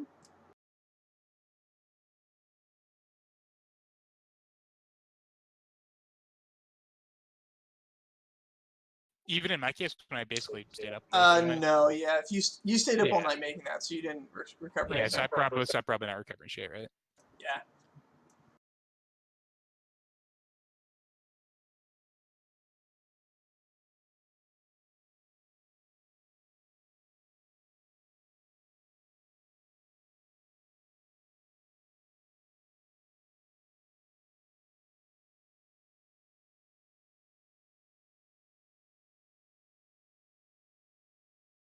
And then, yeah, you, Troy, I guess you go seek them out.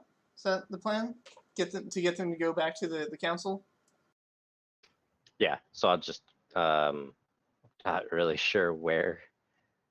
I guess I know kind of where he is. Yeah, I assume. I mean, you're a bard too. I assume you'd probably know where I live, or at least like have a general sense of where a bard of my discipline would be, right? Yeah, and the Intel network knows exactly where your tea-making friend is. So, Oh yeah, like the 7 families assigned you to me, right? They probably told you exactly where I live. Well, Ikoma's also like making tea everywhere he goes, and it's incredible tea. So like, word is just spreading rapidly of exactly where he is. People are making trips to go see him just to try the tea. Yeah. So I'll seek out Ikoma and kind of just wait for Heldren to arrive. Mm-hmm. Maybe I should perfect the arts of subtlety. Nah, that's what Travin's for.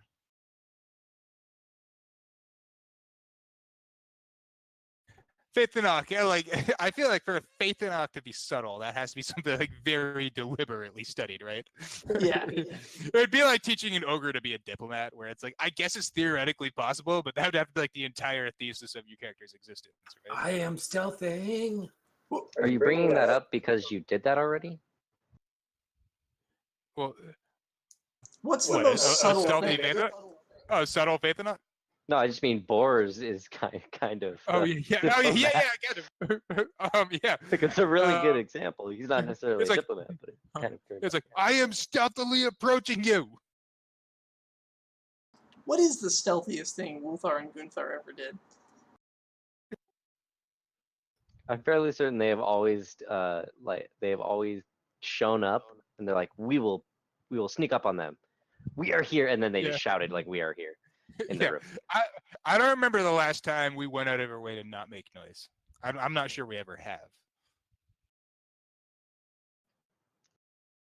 All right. Well, Miles, you find Ikoma at coming out of a hostess's house, and along with a bunch of other heroes and visitors in the local area who all look incredibly well refreshed, waiting, presumably in plain sight. I don't know.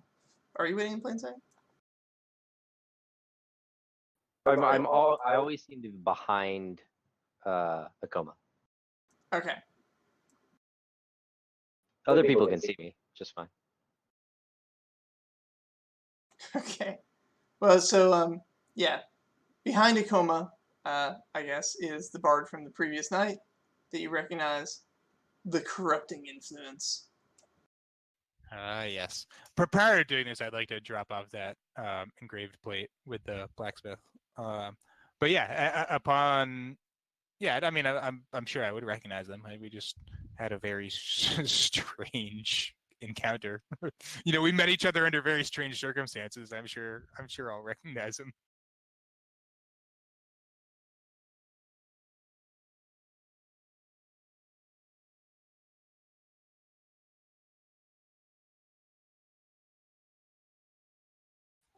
All right. All right. What do you have to say, Troy?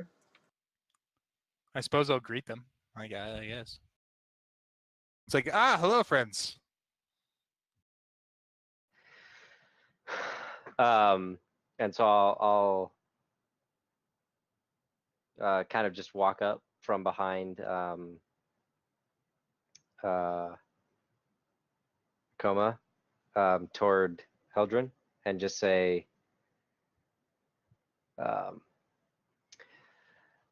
yesterday was a little eventful. I did not have time to speak to you, Heldren. It is time to seek your assembly. Say, yes, true to your word. You sought me out.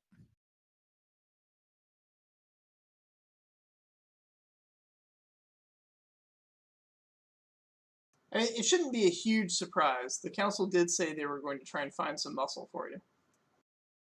Yeah, I've kind of deduced at this point. Like, as soon as he said he'll seek me out, I was like, all right, well, he's got to be affiliated with the fact that I just met with the council today, and they told me that. Hey, what's up, Note? Yep.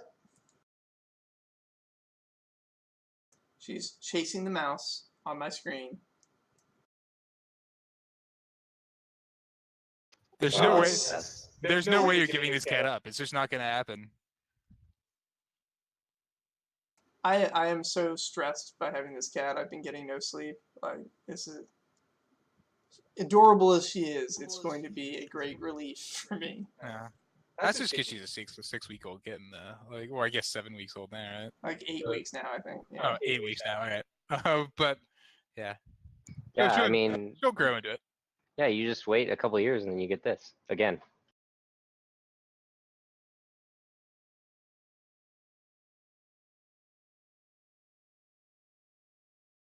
See, no, that's what you should be doing. Just like that cat. I'm telling you, just lay some Chipotle bags down and just out like a light. I don't know why it's Chipotle bags, but for some reason that's Well, we have a Chipotle in downtown now. It's right next to Johnny Rockets. So perfect. There you go. Yeah, we do. You bet. All right. Yeah. So the council happily greets you guys as you go in, and it's pretty much the same group as it was last time you met with them. But they're a little better dressed now. They look less like they just arrived from a great distance. Looks like they got a proper sleep, and they have some stacks and stacks and stacks of papers and documents.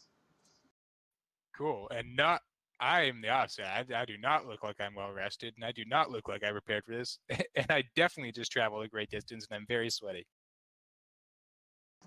So the council. So here's a question: do you bring the tea maker in with you to see the council? I mean, I would. They told me to recruit him, so I don't see why I wouldn't. Okay. So they greet him like, great to meet you, legendary. Like we've been training all of us are bards. We're all training and telling the stories of your amazing tea. So yeah, I was up all night on the strength of his tea. Just kept me up. I couldn't have slept if I wanted to.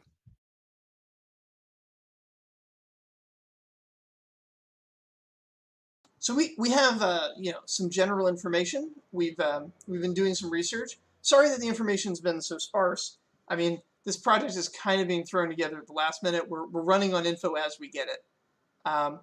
So we've looked up the name of Gunthar's mother, so that you'll have an easier time tracking down her her history from prior to the events in question. Her original name was Daru, and she married a man named Cass. So those are the main people in question. The agenda is for you to journey into the Empire, find Daru's shield, inscribe upon it as much as you can of her story and how she came to lose the shield. Then travel west, and you're going to go through Corlanth and into the areas in the west, the deserts, and try and locate the bard Harving. I also have some documents on Harving, primarily musical studies, but had some very interesting papers on storytelling and its many virtues that I'll let you guys read for those of you who have such an interest. I apologize if it's in a language that's unfamiliar. This is sort of code that some of these documents are not intended for non-bards. When he says that, so he apologizes that some of them are in languages that might be unfamiliar, but he hopes that it will do. Yeah, I'll say I'm familiar with all languages, but I've never really been one for translating. Fair enough. We're working with what we have. But yeah, so here is our documents on the bard Harving, on the heroes Wulthar and Gunthar, who are traveling with Harving. Also, although it's incredibly unlikely that you will encounter it, we just got a notice that a hero by the name of Elwyn has gone missing, or not sure where he is. Just kind of disappeared out of a field one day. Anyway, since you're going to be abroad, keep an eye open. Definitely not on the moon. We know that. But the main objective is to get Daru's shield to Gunthar and to have it inscribed before it arrives.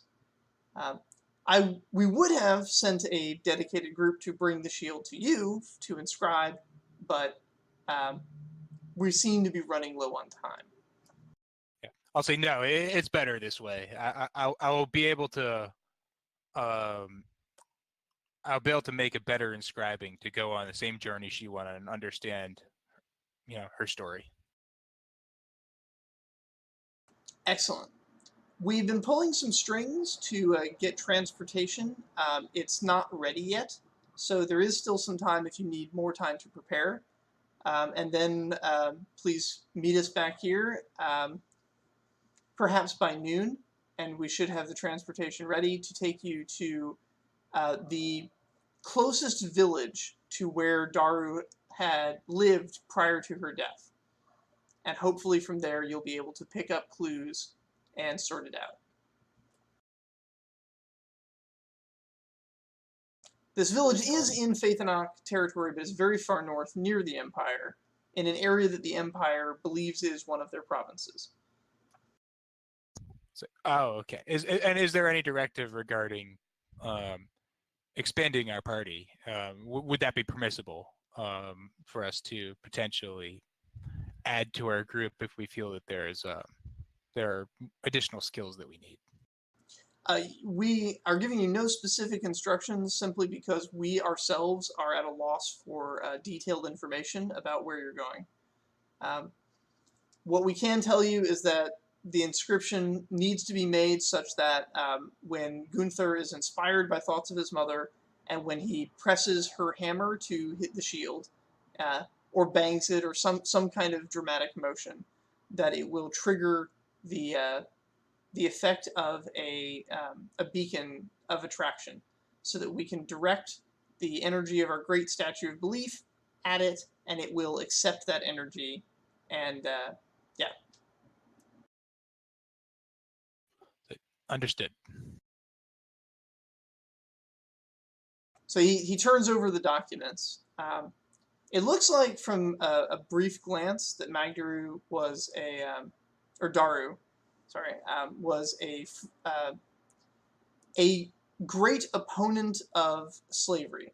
And there is some slavery going on in the Empire that she would frequently go north to, basically to punish slavers and try and be a hero of free slaves. It's not known how successful she was. It's just known that that's kind of what the bards were recording her doing. But she did often travel without a bard, and apparently had some skill at stealth. But mostly she was known for being a warrior with a sword and with a hammer and shield.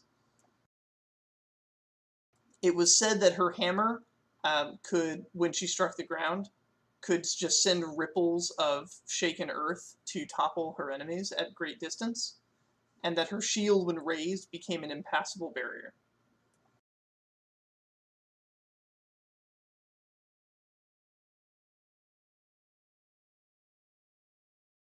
There's also details about the party that you're going to be taking to. Reading the info on Wulthar and Gunthar is just kind of terrifying. You guys have dealt with heroes, monster slayers, and things, but the reports you're getting on the level that these guys can rise to in terms of raw violence is, even for Faythen'oc, pretty goddamn impressive.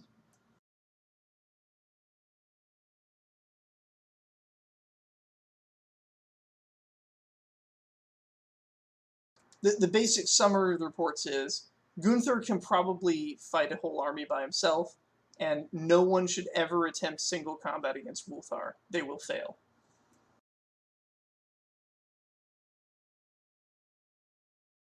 I mean, empirically, that seems roughly correct.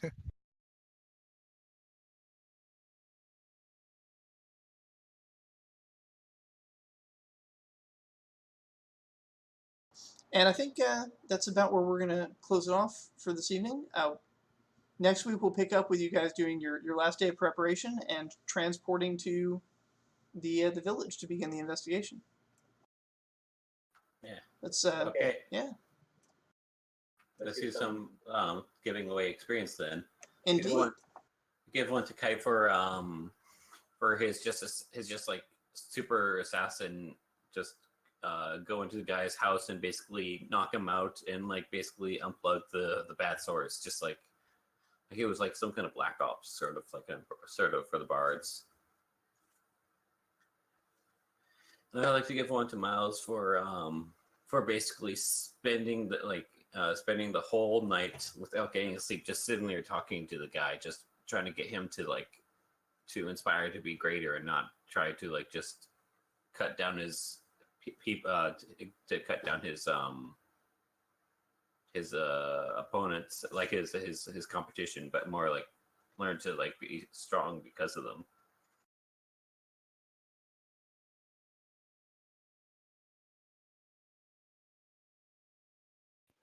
Cool. Yeah, I'd say so to Tice for so diligently outsourcing ingredient gathering. The first social kind of context you had, you're there talking to monster hunters, very deliberately kind of implanting in them, all right, these are the ingredients I need you to go get me and come back and give them to me. It seems like you've really embraced that you are a hero of a discipline that requires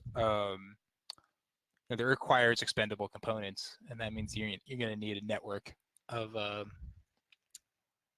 not necessarily a network, but people who are feeding you the highest quality of those components. So I thought that was cool.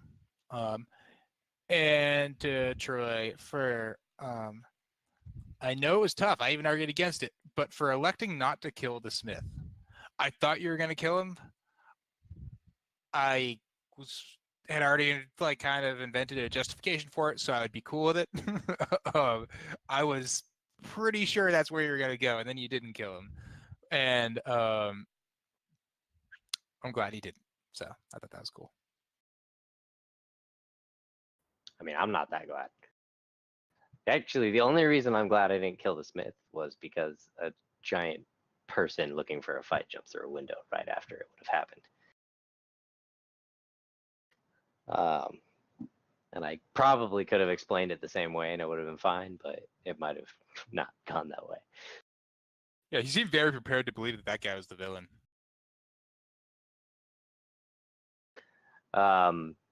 So let's see. Masashi, for while we were like stressing out the guy essentially and making this horrible situation, you basically used like his kitchen and setup to make tea for everybody.